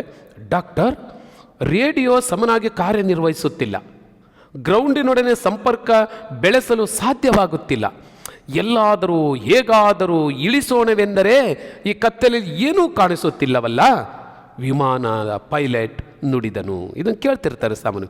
ವಿಮಾನದ ಪೈಲಟ್ ರಾಹಿಲನಿಗೆ ಏನು ಹೇಳಿದನು ಅಂತ ಇಷ್ಟೇ ಬರಿಬೇಕು. ಅವನು ಹೇಳಿರೋಂಥ ಮಾತುಗಳೇ ಪ್ರಾರಂಭನೇ ಹೀಗೆ ಶುರು ಆಗುತ್ತೆ. ಡಾಕ್ಟರ್, ಯಾರಿಲ್ಲಿ ಡಾಕ್ಟರ್ ಅಂದರೆ ಯಾರು? ರಾಹಿಲ್. ಅವನು ವೈದ್ಯ ಸೈನಿಕ, ಸೈನ್ಯದಲ್ಲಿರುವಂಥ ಒಬ್ಬ ವೈದ್ಯ.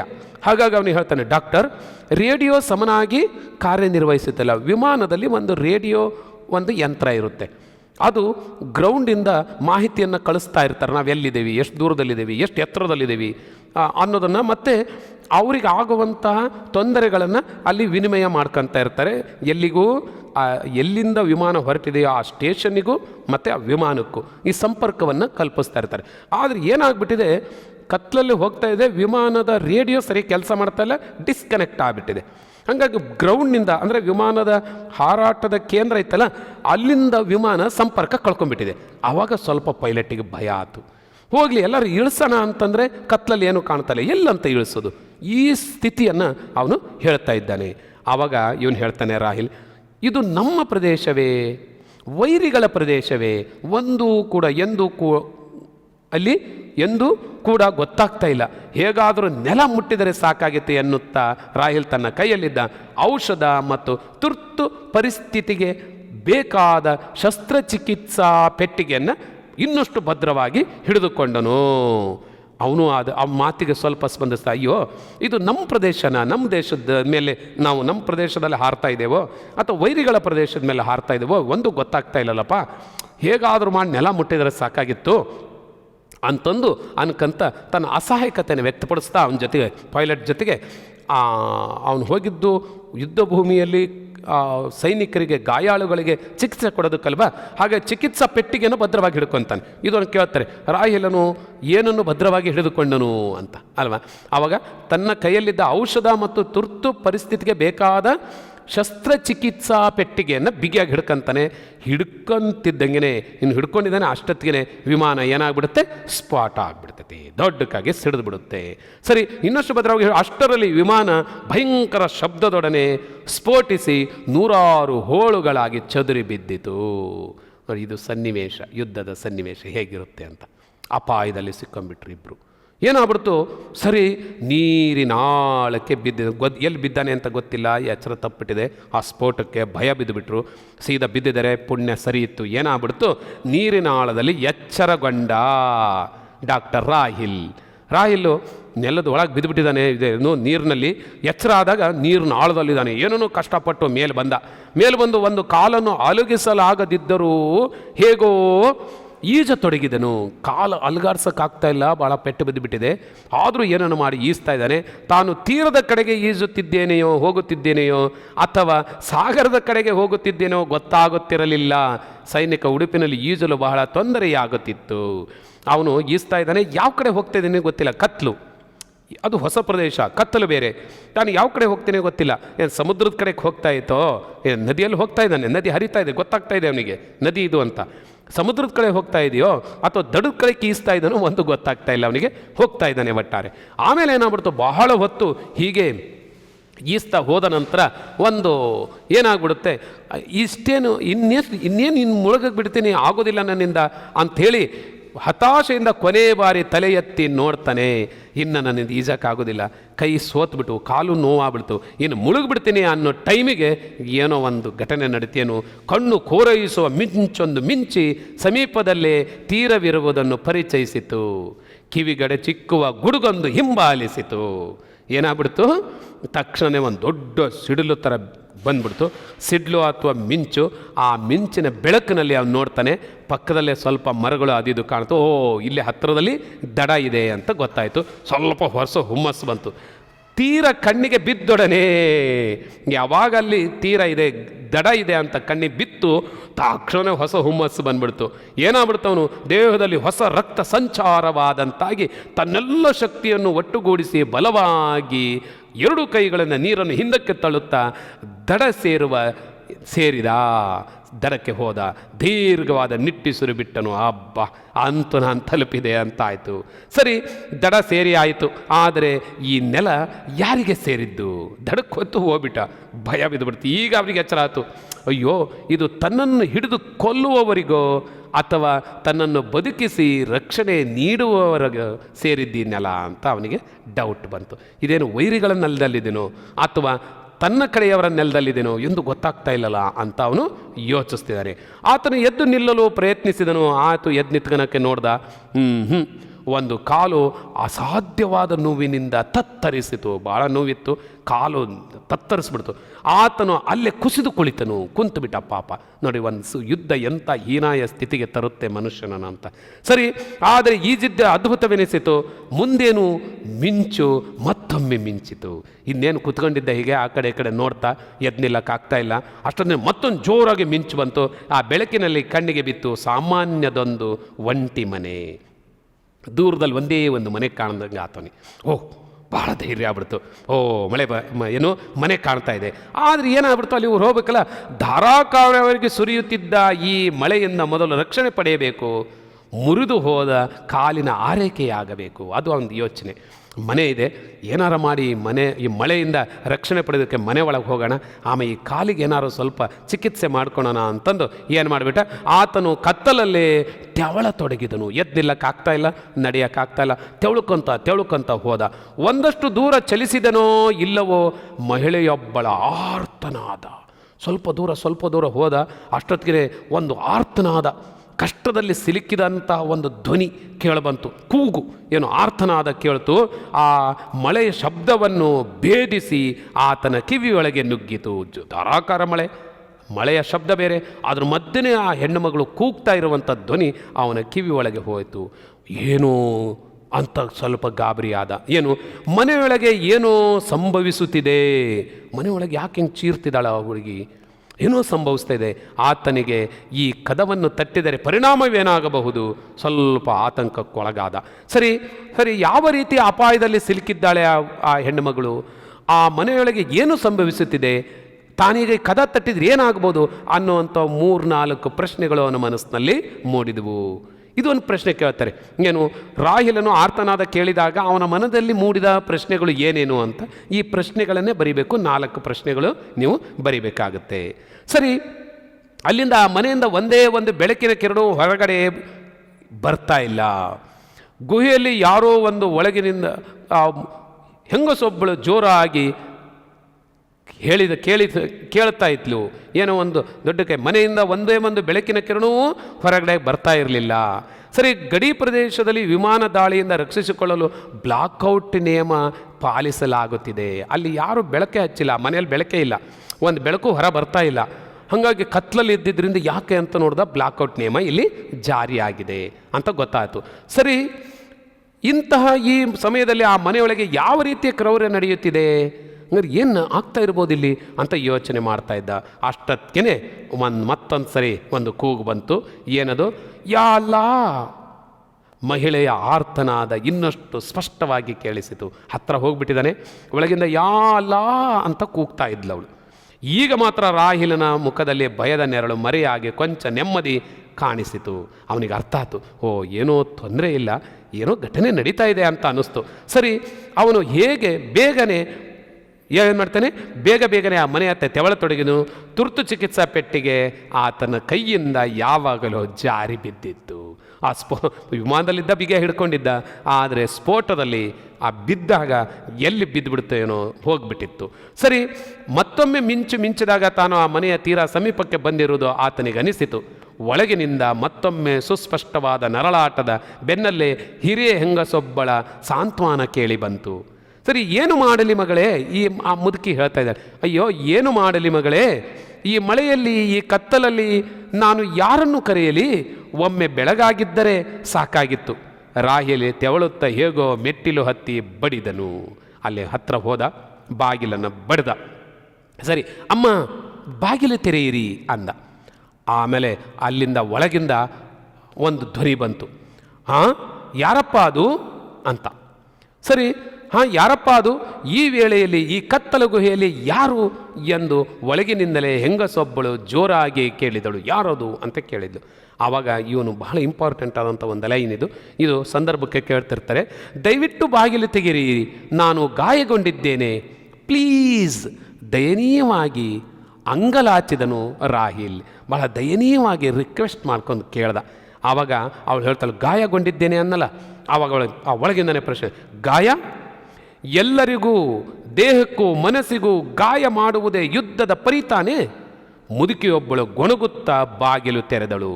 ಅವಳು ಎಲ್ಲರ ಮನಸ್ಸಿನಿಗೂ ದೇಹಕ್ಕೂ ಗಾಯ ಮಾಡದೆ ಯುದ್ಧದ ರೀತಿ ಅಲ್ವಾ?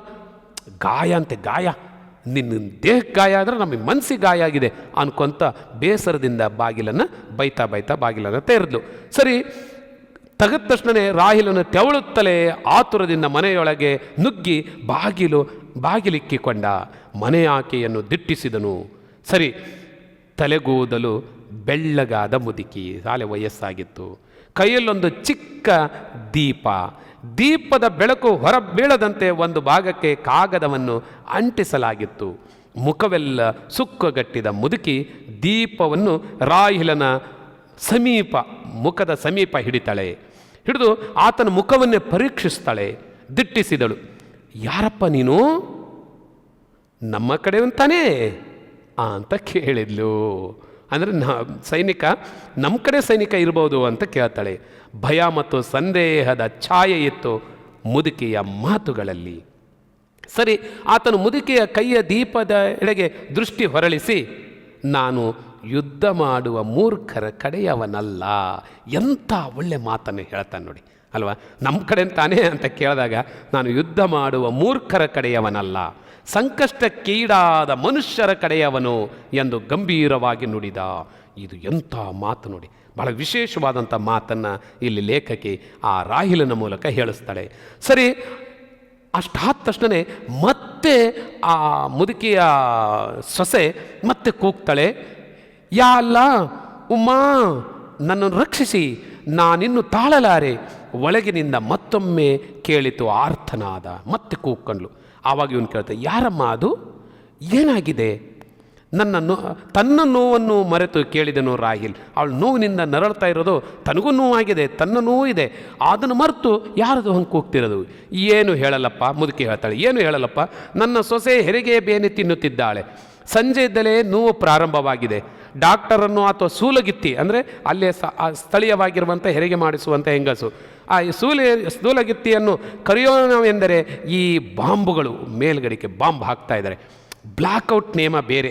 ಯಾರಿಗೆ ಬೇಕಿದೆ ಈ ಯುದ್ಧ? ಈ ಹುಡುಗಿಗೊಮ್ಮೆ ಹೆರಿಗೆಯಾದರೆ ಸಾಕಾಗಿತ್ತು ಅಂತ ತನ್ನ ನಿಸ್ಸಹಾಯಕತೆಯನ್ನು ಹೇಳ್ತಾಳೆ. ಆವಾಗ ಇವನು ಹೇಳ್ತಾಳೆ, ಅಮ್ಮ, ನಾನು ಓರ್ವ ಡಾಕ್ಟರ್, ನಾನು ಆಕೆಯನ್ನು ಪರೀಕ್ಷಿಸುತ್ತೇನೆ. ಪರೀಕ್ಷಿಸಲೇ ಅಂತ ಪ್ರಶ್ನೆ ಕೇಳ್ತಾನೆ. ನಾನೊಬ್ಬ ಡಾಕ್ಟ್ರು, ನಾನು ಅವಳನ್ನು ಪರೀಕ್ಷೆ ಮಾಡ್ತೀನಿ ಅಂತ. ಆವಾಗ ಹೇಳ್ತಾನೆ, ಅವಳು ಭಾರಿ ಖುಷಿ ಆಗ್ಬಿಡುತ್ತೆ.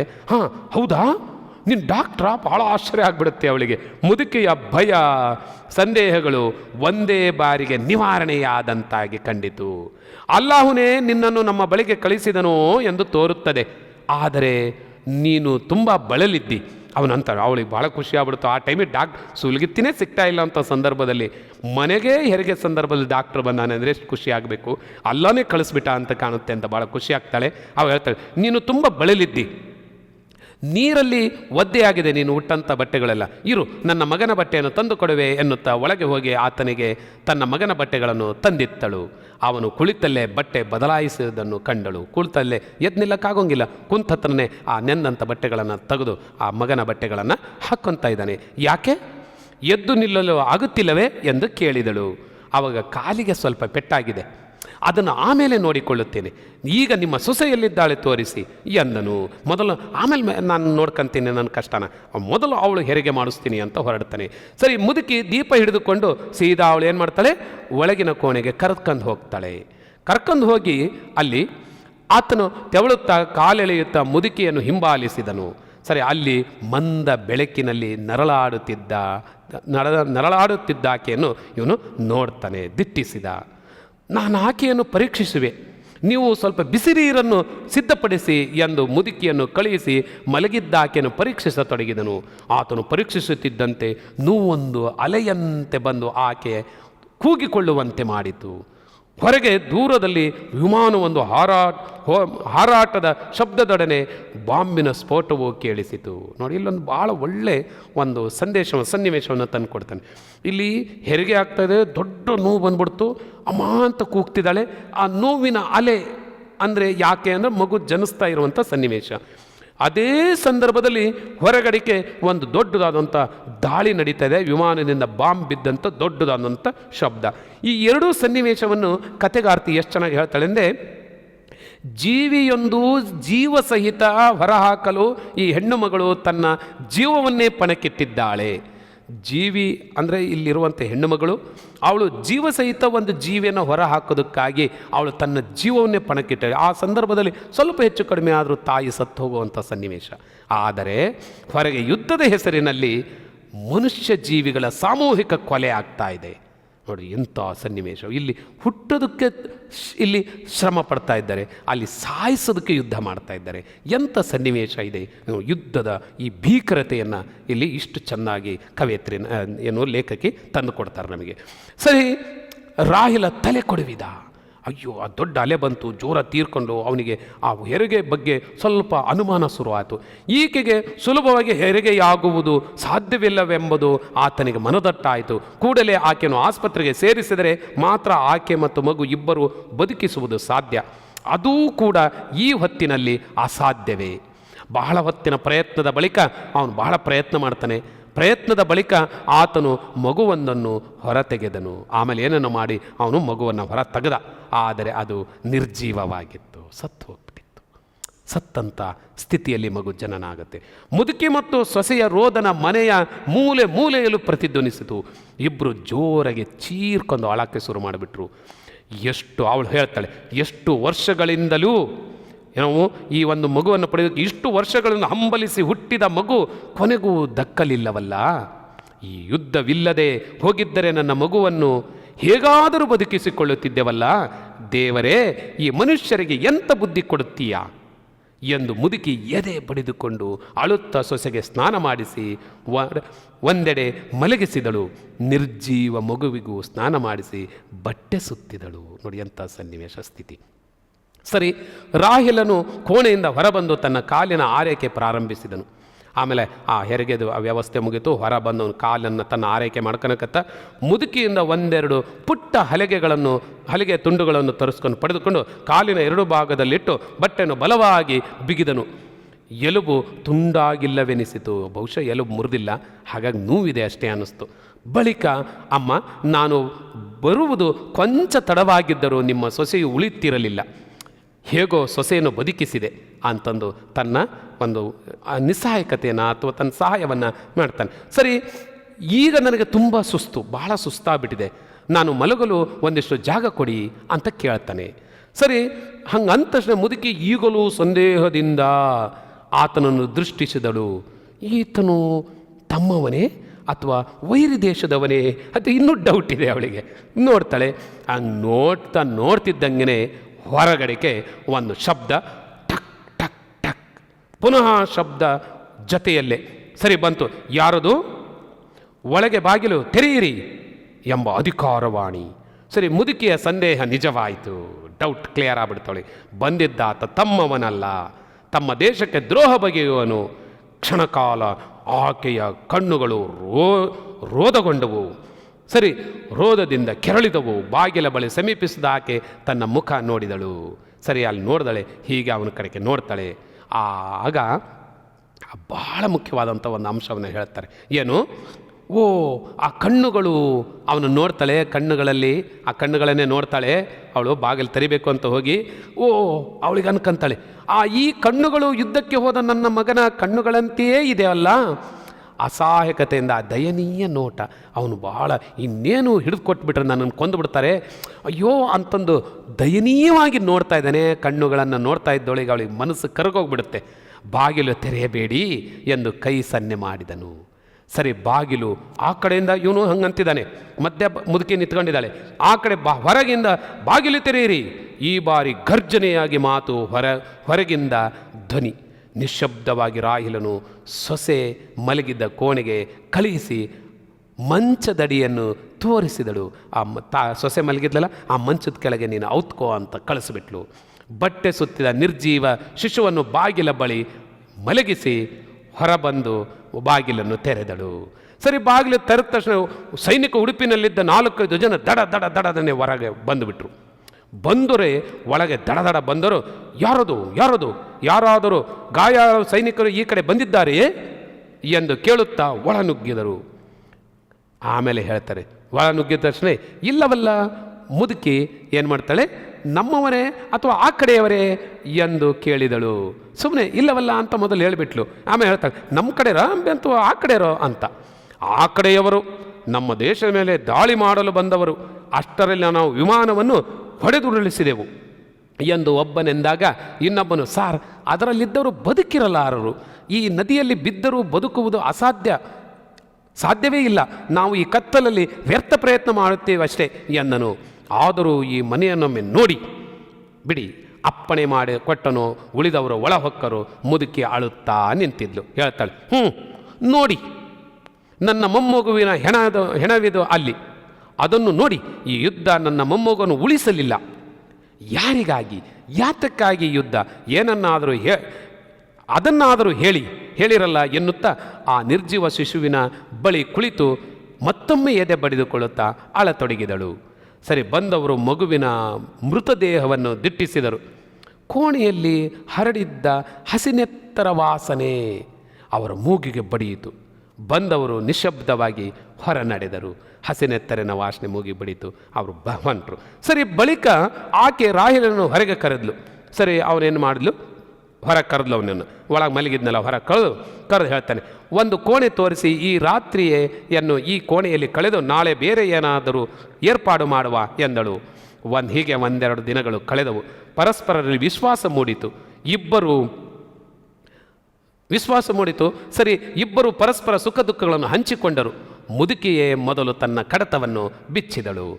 ಇಬ್ಬರು ಮಾತಾಡ್ತಾ ಕುಂತಿದ್ರು. ಮುದುಕಿನೇ ತನ್ನ ಕಷ್ಟವನ್ನು ಮೊದಲು ಹೇಳ್ಕೊಳಕ್ಕೆ ಶುರು ಮಾಡಿದ್ಲು. ನೋಡಪ್ಪ, ನಾನು ಈ ಊರಿಗೆ ಬಂದು 50 ವರ್ಷಗಳಾದರೂ ಆಗಿರಬಹುದು. ಮದುವೆಯಾಗಿ ನವವಧುವಾಗಿ ಈ ಊರನ್ನು ಪ್ರವೇಶದ ಕೆಲವು ಕಾಲ ನೆಮ್ಮದಿಯಿಂದಲೇ ಇದ್ದೆವು. ಜಮೀನು ಆಸ್ತಿ ನಮಗೆ ಸಾಕಾಗುವಷ್ಟಿತ್ತು, ಈಗಲೂ ಇದೆ ಅನ್ನು. ಆದರೆ ನೆಮ್ಮದಿಯಿಂದ ಬದುಕಲು ಈ ಜನ ಬಿಡಬೇಕಲ್ಲ, ಏನು ಆಡಳಿತ ಮಾಡ್ತಾರಲ್ಲ ಬಿಡಬೇಕಲ್ಲ. ಯುದ್ಧವಂತೆ ಯುದ್ಧ. ತಿರಸ್ಕಾರದಿಂದ ನುಡಿದಳು ಮುದುಕಿ. ನೋಡಿ, ತಿರಸ್ಕಾರದಿಂದ ನುಡಿದ ಮಾತುಗಳು ಯಾವುವು ಅಂತ ಕೇಳ್ತಾರೆ. ಈ ಪ್ಯಾರವನ್ನು, ಈ 4 ಲೈನನ್ನು ಬರೀಬೇಕಾಗುತ್ತೆ. ಈಗಲೂ ಯುದ್ಧವಾಗುತ್ತಾ ಅಜ್ಜಿ? ರಾಹಿಲಿ ಕೇಳಿದನು. ಅಲ್ಲ, ಆಗಲೂ ಯುದ್ಧವಾಗಿತ್ತಾ ನೀವು ನವವಧುವಾಗಿ ಬಂದಾಗ ಅಂತ ಕೇಳ್ತಾನೆ. ಆಗ ಈ ಊರು ಆ ದೇಶದವರ ಕೈಯಲ್ಲಿತ್ತು. ಅವರ ಧರ್ಮ ಬೇರೆ, ನಮ್ಮ ಧರ್ಮ ಬೇರೆ ಎಂಬ ಕಾರಣಕ್ಕೆ ಆಗ ಯುದ್ಧ ಮಾಡಿದರು. 1000ಗಟ್ಟಲೆ ಜನರು ಪ್ರಾಣ ತೆತ್ತು ಬಳಿಕ ಯುದ್ಧ ನಿಂತು ಈ ಊರು ಈ ದೇಶಕ್ಕೆ ಸೇರಿತು. ಊರೇನೋ ಕೈ ಬದಲಾಯಿತು, ಆದರೇನು ನಮ್ಮ ಬದುಕಿನಲ್ಲೇನಾದರೂ ವ್ಯತ್ಯಾಸವಾಗಿದೆಯೇ? ನಾವು ಬೆವರಿಳಿಸಿ ದುಡಿದಿದ್ದನ್ನು ಈ ಜನರು ಹಲವು ಹೆಸರು ಹೇಳಿ, ಹಲವು ಕಾರಣ ನೀಡಿ ದೋಚಿ ಹೋಗುತ್ತಾರೆ. ದುಡಿದಿದ್ದನ್ನೇ ಕೊಂಡು ಹೋದರೆ ಹಾಳಾಗಿ ಹೋಗಲಿ ಎಂದು ಸುಮ್ಮನಿರಬಹುದು. ದುಡಿದಿದ್ದನ್ನು ತಗೊಂಡು ಹೋಗಲಿ ಅಂದರೆ ಸುಮ್ಮನೆ ಇರ್ಬೋದು. ಆದರೆ ಮನೆಯ ಮಕ್ಕಳನ್ನು ಯುದ್ಧದಕ್ಕೆ ಕರೆದೊಯ್ತಾರಲ್ಲ, ಇವರ ಮನೆ ಹಾಳಾಗ ನೆಲಕ್ಕೆ ಕೈ ಬಡಿದು ಶಪಿಸಿದಳು ಮುದುಕಿ. ದುಡ್ಡೇನ ತಗೊಂಡು ಹೋಗಲಿ, ದುಡ್ಡು ನೋಡಿ, ಯುದ್ಧ ಅಂದ ತಕ್ಷಣ ದುಡ್ಡು ಸಹಿತ ಅಲ್ಲಿ ಖರ್ಚು ಜಾಸ್ತಿ ಆಗುತ್ತೆ, ದುಡ್ಡನ್ನು ಜನರಿಂದ ವಸೂಲಿ ಮಾಡ್ತಾರೆ. ಅಷ್ಟೇ ಅಲ್ಲ, ಮನೆಯಿಂದನೂ ಸಹಿತ ಒಬ್ಬೊಬ್ಬರು ಯುದ್ಧಕ್ಕೆ ಭೂಮಿಗೆ ಬರಬೇಕು, ಸೈನಿಕರಾಗಿ ಯುದ್ಧ ಮಾಡಬೇಕು ಅನ್ನುವಂಥ ತುರ್ತು ಪರಿಸ್ಥಿತಿಯ ಕರೆಯನ್ನು ಕೊಡ್ತಾರೆ. ಅವಾಗ ಅನಿವಾರ್ಯವಾಗಿ ಮನೆಯಲ್ಲಿದ್ದಂಥ ಗಂಡು ಮಕ್ಕಳು ಯುದ್ಧಕ್ಕೆ ಹೋಗಬೇಕಾಗುತ್ತೆ. ಈ ಸ್ಥಿತಿಯನ್ನು ಅವಳು ಆಗಿನ ಕಾಲದಲ್ಲಿ ನಡೀತು ಅಂತ ಹೇಳ್ತಾರೆ. ಈಗ ನಿಮ್ಮ ಮಗ ನೆಲ್ಲಿದ್ದಾನಮ್ಮ ರಾಹಿಲಿ ಕೇಳಿದನು. ಅವಾಗ ಹೇಳ್ತೀವಿ, ಯುದ್ಧಕ್ಕೆ ಹೋಗಿದ್ದಾನೆ. ನನ್ನ ಮಗನಿಗೂ ಚಿಕ್ಕ ಹುಡುಗನಿದ್ದಾಗ ಯುದ್ಧಕ್ಕೆ ಹೋದ ಅವನ ತಂದೆ ಹಿಂದಿರುಗಲಿಲ್ಲ. ಅಂದರೆ ಇನ್ನು ಮಗ ಸಣ್ಣಕ್ಕಿದ್ದಾಗೆ ನನ್ನ ಗಂಡನನ್ನು ಯುದ್ಧಕ್ಕೆ ಕರೆದ್ರು. ಅವಾಗ ಯುದ್ಧಕ್ಕೆ ಹೋದನು, ಮತ್ತೆ ನನ್ನ ಗಂಡ ವಾಪಸ್ ಬರಲಿಲ್ಲ. ಸರಿ, ಎದೆ ತುಂಬ ಬೂದಿ ಮುಚ್ಚಿದ ಕೆಂಡ, ಎದೆಯ ಗಾಯ ಇಂದಿಗೂ ಇದೆ. ನೋಡು, ಎಲ್ಲ ದುಃಖ ನುಂಗಿಕೊಂಡು ಮಗನನ್ನು ಸಾಕಿ ಸಲಹಿದೆ, ಮದುವೆಯನ್ನೂ ಮಾಡಿದೆ. ಈಗ 5-6 ವರ್ಷಗಳ ಬಳಿಕ ಸೊಸೆ ಗರ್ಭಿಣಿಯಾಗಿದ್ದಳು. ಮನೆಯಲ್ಲೊಂದು ಪುಟ್ಟ ಮಗುವಿನ ಅಳು ಹೇಳಲು ನನ್ನ ಮಗ ತುದಿಗಾಲಲ್ಲಿ ನಿಂತಿದ್ದನು. ಇದನ್ನು ಕೇಳ್ತಾರೆ. ಅವರ ಮುದುಕಿಯ ಮಗನು ಅಥವಾ ಮುದುಕಿಯ ಡ್ಯಾಶ್ ಕಾಲಲ್ಲಿ ನಿಂತಿದ್ದನು, ತುದಿಗಾಲಲ್ಲಿ ನಿಂತಿದ್ದನು. ಯಾವುದಕ್ಕಾಗಿ? ಮಗುವಿನ ಅಳು ಕೇಳುವುದಕ್ಕಾಗಿ, ಅಂದರೆ ಮನೆಯಲ್ಲಿ ಮಗು ಜನಿಸಲಿ ಅನ್ನೋ ಉದ್ದೇಶಕ್ಕೆ. ಈ ವಿಷಯ ತಿಳಿದು ಅವನೆಷ್ಟು ಸಂಕಟ ಪಡುತ್ತಾನೋ. ಕೊನೆಯ ಮಾತನ್ನು ಹೇಳುವಾಗ ಮುದುಕಿಯ ಕಂಠ ಗದ್ಗದಿತವಾಗಿ ಮುಂದೆ ಮಾತೇ ಹೊರಡಲಿಲ್ಲ. ಇಲ್ಲಿ ಕತೆ ನಿಲ್ಲುತ್ತೆ, ಈ ಪಾಠ ಮುಗೀತು. ಇಷ್ಟು ಸನ್ನಿವೇಶಗಳನ್ನು ನಾವು ನೋಡಿದ್ವಿ. ಈಗ ಇಡೀ ಪಾಠದಲ್ಲಿ ನಾವು ಗಮನಿಸಿರುವಂಥ ಅಂಶಗಳು ಗೊತ್ತಾಗಿದೆ. ನಮಗೆ ಯುದ್ಧದ ಸನ್ನಿವೇಶ ಗೊತ್ತಾಗಿದೆ, ರಾಹಿಲ ಮುದುಕಿಯ ಮನೆಗೆ ಹೇಗೆ ಸಹಾಯ ಮಾಡ್ದ ಅಂತ, ಕುಟುಂಬಕ್ಕೆ ಹೇಗೆ ಸಹಾಯ ಮಾಡ್ದ ಅಂತ ಗೊತ್ತಾಗಿದೆ. ಮುದುಕಿಯು ರಾಹಿಲನನ್ನು ಹೇಗೆ ರಕ್ಷಿಸಿಲ್ಲ ಅಂತ ಗೊತ್ತಾಗಿದೆ. ಮತ್ತು ಮುದುಕಿ ಯುದ್ಧದ ಬಗ್ಗೆ ಹೇಗೆ ತಿರಸ್ಕಾರದಿಂದ ಮಾತನಾಡಿದ್ಲು ಅಂತ ಗೊತ್ತಾಗಿದೆ. ಮತ್ತು ಮುದುಕಿಯು ಮತ್ತು ರಾಹಿಲನು ಯುದ್ಧದ ಬಗ್ಗೆ ಏನು ಸಂಭಾಷಣೆ ಮಾಡಿದರು ಅನ್ನೋ ವಿಚಾರ ಗೊತ್ತಾಗಿದೆ. ಇಷ್ಟು ನಾವು ಈ ಪಾಠದಲ್ಲಿ ಗಮನಿಸಬೇಕಾಗಿರುವಂಥ ಮುಖ್ಯವಾದಂಥ ಅಂಶಗಳು. ಹಾಗಿದ್ರೆ ಕಲಿಕಾ ದೃಢೀಕರಣವನ್ನು ನೋಡೋಣ. ಇಲ್ಲಿ ಕೇಳುವಂಥ ಪ್ರಶ್ನೆಗಳು ಏನೇನು? ಬಹಳ ಸುಲಭವಾಗಿ ಇದಕ್ಕೆ ಉತ್ತರವನ್ನು ಬರೀಬೋದು. ನಮ್ಮ ಭಾಷಾಭ್ಯಾಸದಲ್ಲಿ ಅಥವಾ ಅಭ್ಯಾಸದ ಹಾಳೆಗಳಲ್ಲಿ ಇದನ್ನು ನೋಡ್ತೀವಿ. ರಾಹಿಲನು ಯಾರು ಅಂತ ಒಂದು ಪ್ರಶ್ನೆ ಕೇಳ್ತಾರೆ. ಭಾಳ ಸುಲಭ, ಈಗಾಗಲೇ ಗೊತ್ತಾಗಿದೆ, ರಾಹಿಲನು ಒಬ್ಬ ವೈದ್ಯ ಸೈನಿಕ, ಗೊತ್ತಾಗುತ್ತೆ ಅಲ್ವಾ? ಹಾಗೆಯೇ ಇನ್ನೊಂದು ಪ್ರಶ್ನೆ ಇದೆ, ತುರ್ತು ಪರಿಸ್ಥಿತಿ ನಿರ್ವಹಣೆಗಾಗಿ ರಾಹಿಲನು ಭದ್ರವಾಗಿ ಏನನ್ನು ಹಿಡಿದುಕೊಂಡಿದ್ದನು? ಭಾಳ ಸುಲಭ ಇದೆ, ಏನೋ ಶಸ್ತ್ರಚಿಕಿತ್ಸಾ ಪೆಟ್ಟಿಗೆ ಅಲ್ವಾ, ಸಾಮಾನುಗಳ ಪೆಟ್ಟಿಗೆಯನ್ನು ಹಿಡಿದುಕೊಂಡಿದ್ದನು. ಹಾಗೆ ಇನ್ನೊಂದು ಪ್ರಶ್ನೆ, ಗಡಿ ಪ್ರದೇಶದಲ್ಲಿ ಬ್ಲಾಕ್ಔಟ್ ನಿಯಮವನ್ನು ಏತಕ್ಕಾಗಿ ಪಾಲಿಸುತ್ತಾರೆ ಅಂತ. ಗಡಿ ಪ್ರದೇಶದಲ್ಲಿ ವೈರಿಗಳು ವೈಮಾನಿಕ ದಾಳಿಯನ್ನು ಮಾಡಲು ಅವಕಾಶವಾಗದಂತೆ ಕತ್ತಲಲ್ಲಿದ್ದು ರಕ್ಷಿಸಿಕೊಳ್ಳುವುದಕ್ಕೆ ಬ್ಲಾಕ್ಔಟ್ ನಿಯಮವನ್ನು ಜಾರಿಗೊಳಿಸುತ್ತಾರೆ. ಹಾಗೆ ಇನ್ನೊಂದು ಪ್ರಶ್ನೆ ಇದೆ, ರಾಹಿಲನು ಮುದುಕೆ ಎದುರಿಗೆ ನುಡಿದ ಗಂಭೀರವಾದ ಮಾತು ಯಾವುದು? ಭಾಳ ವಿಶೇಷವಾದಂಥವನ್ನು ಮಾತು ಹೇಳ್ತಾರೆ, ನಾನು ಯುದ್ಧ ಮಾಡುವ ಮೂರ್ಖರ ಕಡೆಯವನಲ್ಲ, ಸಂಕಷ್ಟಕ್ಕೀಡಾದ ಮನುಷ್ಯರ ಕಡೆಯವನು ಅಂತ ಭಾಳ ಒಳ್ಳೆಯ ಮಾತನ್ನು ಹೇಳ್ತಾರೆ. ಸರಿ, ಇನ್ನು ಯುದ್ಧದ ಬಗೆಗೆ ಮುದುಕಿಯ ಏನೆಂದು ಗೊಣಗಿಕೊಂಡು ಬಾಗಿಲು ತೆರೆದಳು ಅಂತ. ಬಹಳ ಸುಲಭ ಇದೆ, ಯುದ್ಧ ಅಲ್ವಾ, ಅದ್ರ ಬಗ್ಗೆ ಮನಸ್ಸಿಗೂ ದೇಹಕ್ಕೂ ಗಾಯ ಮಾಡುವುದೇ ಯುದ್ಧದ ಪರಿತಾನೇ ಎನ್ನುತ್ತಾ ಮುದುಕಿಯು ಗೊಣಗಿಕೊಂಡು ಬಾಗಿಲನ್ನು ತೆರೆದಳು. ಎಷ್ಟು ಸುಲಭ ಇದೆ. ಇದು ಒಂದಂಕದ ಪ್ರಶ್ನೆಗಳನ್ನು ಈ ಥರ ಪ್ರಶ್ನೆ ಕೇಳ್ತಾರೆ. ಹಾಗಾಗಿ ಈ ಪ್ರಶ್ನೆಗಳಿಗೆ ಸರಿಯಾಗಿ ಉತ್ತರವನ್ನು ಬರೆಯೋದನ್ನು ನಾವು ರೂಢಿ ಮಾಡ್ಕೋಬೇಕಾಗುತ್ತೆ.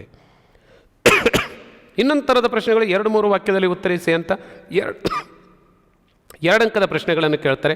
ಇದರಲ್ಲಿ ಡಾಕ್ಟರ್ ಯಾರು? ರಾಹಿಲ್. ವಿಮಾನದ ಪೈಲಟ್ ಏನು ಹೇಳ್ದ ಅಂತ ಒಂದೇ ಪ್ರಶ್ನೆ ಗೊತ್ತಾಗಿದೆ ನಿಮಗೆ. ಡಾಕ್ಟರ್, ರೇಡಿಯೋ ಸರಿಯಾಗಿ ಕಾರ್ಯನಿರ್ವಹಿಸುತ್ತಿಲ್ಲ, ಗಡಿಯ ಗ್ರೌಂಡಿನೊಡನೆ ಸಂಪರ್ಕ ಬೆಳೆಸಲು ಸಾಧ್ಯವಾಗುತ್ತಿಲ್ಲ, ಎಲ್ಲಾದರೂ ನೆಲಕ್ಕೆ ಇಳಿಸೋಣವೆಂದರೆ ಏನು ಕತ್ತಲೆಯಲ್ಲಿ ಏನು ಕಾಣಿಸುತ್ತಿಲ್ಲ ಎಂದು ಡಾಕ್ಟರ್ಗೆ ಹೇಳಿದನು ಅಷ್ಟೇ. ಮಹಿಳೆಯ ಆರ್ತನಾದ ಕೇಳಿ ರಾಹಿಲನಲ್ಲಿ ಮೂಡಿದ ಪ್ರಶ್ನೆಗಳು ಏನು? 3-4 ಪ್ರಶ್ನೆಗಳು ಅಂತ ಹೇಳಿದೆ ನಾನು. ಭಾಳ ಸುಲಭ. ಆ ಮಹಿಳೆ ಯಾವ ರೀತಿ ಅಪಾಯದಲ್ಲಿ ಸಿಲುಕಿದ್ದಾಳೆ, ಆ ಮನೆಯೊಳಗೆ ಏನು ಸಂಭವಿಸುತ್ತಿದೆ, ತಾನೀಗ ಬಾಗಿಲನ್ನು ಬಡಿದರೆ ಪರಿಣಾಮವೇನಾಗಬಹುದು, ಇಂಥ ಸಮಯದ ಆ ಮನೆಯೊಳಕ್ಕೆ ಯಾವ ರೀತಿಯ ಕ್ರೌರ್ಯ ನಡೆಯುತ್ತಿದೆ, ಈ ಥರದ ಪ್ರಶ್ನೆಗಳು ಅವನ ಮನಸ್ಸಿನಲ್ಲಿ ಮೂಡಿದವು. ಇಷ್ಟು ಈಸಿ ಇದೆಯಲ್ಲ. ಸರಿ, ರಾಹಿಲನ ಬಳಿ ಮುದುಕಿಯು ನುಡಿದ ತಿರಸ್ಕಾರದ ಮಾತುಗಳು ಏನು ಅಂತ ಕೇಳ್ತಾರೆ ಸಾಮಾನ್ಯ. ನೋಡಪ್ಪ, ನಾನು ಈ ಊರಿಗೆ ಬಂದು 50 ವರ್ಷಗಳಾದರೂ ಆಗಿರಬಹುದು. ಮದುವೆಯಾಗಿ ನವವಧುವಾಗಿ ಈ ಊರನ್ನು ಪ್ರವೇಶಿಸಿದೆ. ಕೆಲ ಕಾಲ ನೆಮ್ಮದಿಯಿಂದ ಇದ್ದೆವು. ಜಮೀನು ಆಸ್ತಿ ನಮಗೆ ಸಾಕಷ್ಟಿತ್ತು, ಈಗಲೂ ಇದೆಯನ್ನು. ಆದರೆ ಬದುಕಲು ಈ ಜನ ನೆಮ್ಮದಿಯಿಂದ ಬದುಕಲು ಈ ಜನ ಬಿಡಬೇಕಲ್ಲ. ಯುದ್ಧವಂತೆ ಯುದ್ಧ, ಎಂದು ಮುದುಕಿ ತಿರಸ್ಕಾರದಿಂದ ನುಡಿದಳು. ಅಲ್ವಾ, ಬಹಳ ಸುಲಭದ ಪ್ರಶ್ನೆಗಳಿರ್ತವೆ. ಈ ಥರ ಚೆನ್ನಾಗಿ ಓದ್ಕೊಂಬಿಟ್ಟು ಉತ್ತರವನ್ನು ಬರೆಯೋದಕ್ಕೆ ಪ್ರಯತ್ನ ಮಾಡೋಣ. ಹಾಗೆ ಇನ್ನೊಂದು ಥರದ 8-10 ವಾಕ್ಯದಲ್ಲಿ ಉತ್ತರಿಸಿ ಅನ್ನೋ ಪ್ರಶ್ನೆಯನ್ನು ಕೇಳ್ತಾರೆ. ಸಾಮಾನ್ಯವಾಗಿ ಈ ಥರದ ಪ್ರಶ್ನೆ ಅಕಸ್ಮಾತ್ ಅಪರೂಪ ಆದರೂ ಕೇಳಬಹುದು. ಕೇಳಿದರೆ ಈ ಥರ ಪ್ರಶ್ನೆ ಇರುತ್ತೆ, ಮುದುಕಿಯು ತನ್ನ ಮಗನು ಯುದ್ಧಕ್ಕೆ ಹೋದ ಸಂದರ್ಭವನ್ನು ಹೇಗೆ ವಿವರಿಸಿದಳು ಅಂತ. ಭಾಳ ಸುಲಭವಾಗಿ ಈ ಪ್ರಶ್ನೆಗೆ ಉತ್ತರ ಬರಿಬೋದು, ಅಭ್ಯಾಸ ಮಾಡ್ಕೊಳ್ಳಿ.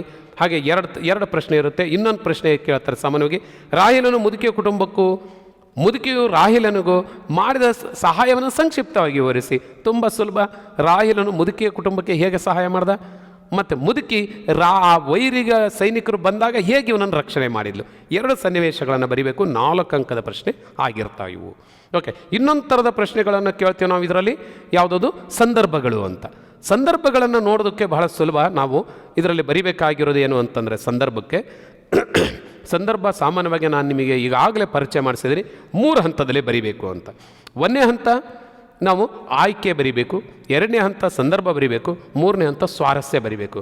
ಸ್ವಾರಸ್ಯ ಬರೆಯುವಾಗ ಒಂದು ಸ್ವಲ್ಪ ಕಷ್ಟ. ನೀವು ಚೆನ್ನಾಗಿ ವಾಕ್ಯವನ್ನು ಅರ್ಥ ಮಾಡಿಕೊಂಡು ಇದನ್ನು ಸ್ವಾರಸ್ಯವನ್ನು ಬರಿಬೇಕಾಗುತ್ತೆ. ನೋಡಿ, ಇಲ್ಲಿ ಕೇಳುವಂಥ ಒಂದು ಪ್ರಶ್ನೆ, ದಯವಿಟ್ಟು ಬಾಗಿಲು ತೆರೆಯಿರಿ, ನಾನು ಗಾಯಗೊಂಡಿದ್ದೇನೆ ಅಂತ. ಭಾಳ ಸುಲಭ ಇದೆ. ಯಾರು ಹೇಳ್ತಾರೆ ಇದನ್ನು? ಮತ್ತು ಈ ವಾಕ್ಯವನ್ನು ಯಾವ ಪಾಠದಿಂದ ಆಯ್ಕೆ ಮಾಡಿಕೊಂಡಿದೆ ಇದು ಗೊತ್ತಿರಬೇಕು ನಿಮಗೆ. ಈ ವಾಕ್ಯವನ್ನು ಲೇಖಕರಾದ ಸರ ಅಬೂಬಕರ್ ಅವರು ಬರೆದಿರುವಂಥ ಚಪ್ಪಲಿಗಳು ಎಂಬ ಕೃತಿಯಿಂದ ಆಯ್ದ ಯುದ್ಧ ಎಂಬ ಪಾಠದಿಂದ ಆರಿಸಲಾಗಿದೆ. ನಮಗೆ ಅಕಸ್ಮಾತಾಗಿ ಕೃತಿ ಗೊತ್ತಾಗದೇ ಇದ್ದರೆ ಬರೀ ಪಾಠ ಬರೆದ್ರೂ ಆಗುತ್ತೆ, ಅಂಕ ಸಿಗುತ್ತೆ ನಿಮಗೆ. ಇದು 1 ಅಂಕದ ಪ್ರಶ್ನೆ. ಇನ್ನೊಂದು ಅಂಕ ತಗೋಬೇಕಾದ್ರೆ ನಾವು ಸಂದರ್ಭ ಬರಿಬೇಕಾಗುತ್ತೆ. ಯುದ್ಧ ವಿಮಾನದಿಂದ ಕೆಳಗೆ ಬಿದ್ದ ರಾಹೇಲನು ವೈರಿಗಳಿಂದ ರಕ್ಷಿಸಿಕೊಳ್ಳಲು ಮನೆಯೊಳಕ್ಕೆ ಬರುತ್ತಾನೆ. ಮುಚ್ಚಿದ ಬಾಗಿಲನ್ನು ತೆರೆಯುವಂತೆ ಹೊರಗಿನಿಂದಲೇ ಕೋರಿಕೊಳ್ಳುವಾಗ ಈ ಮೇಲಿನ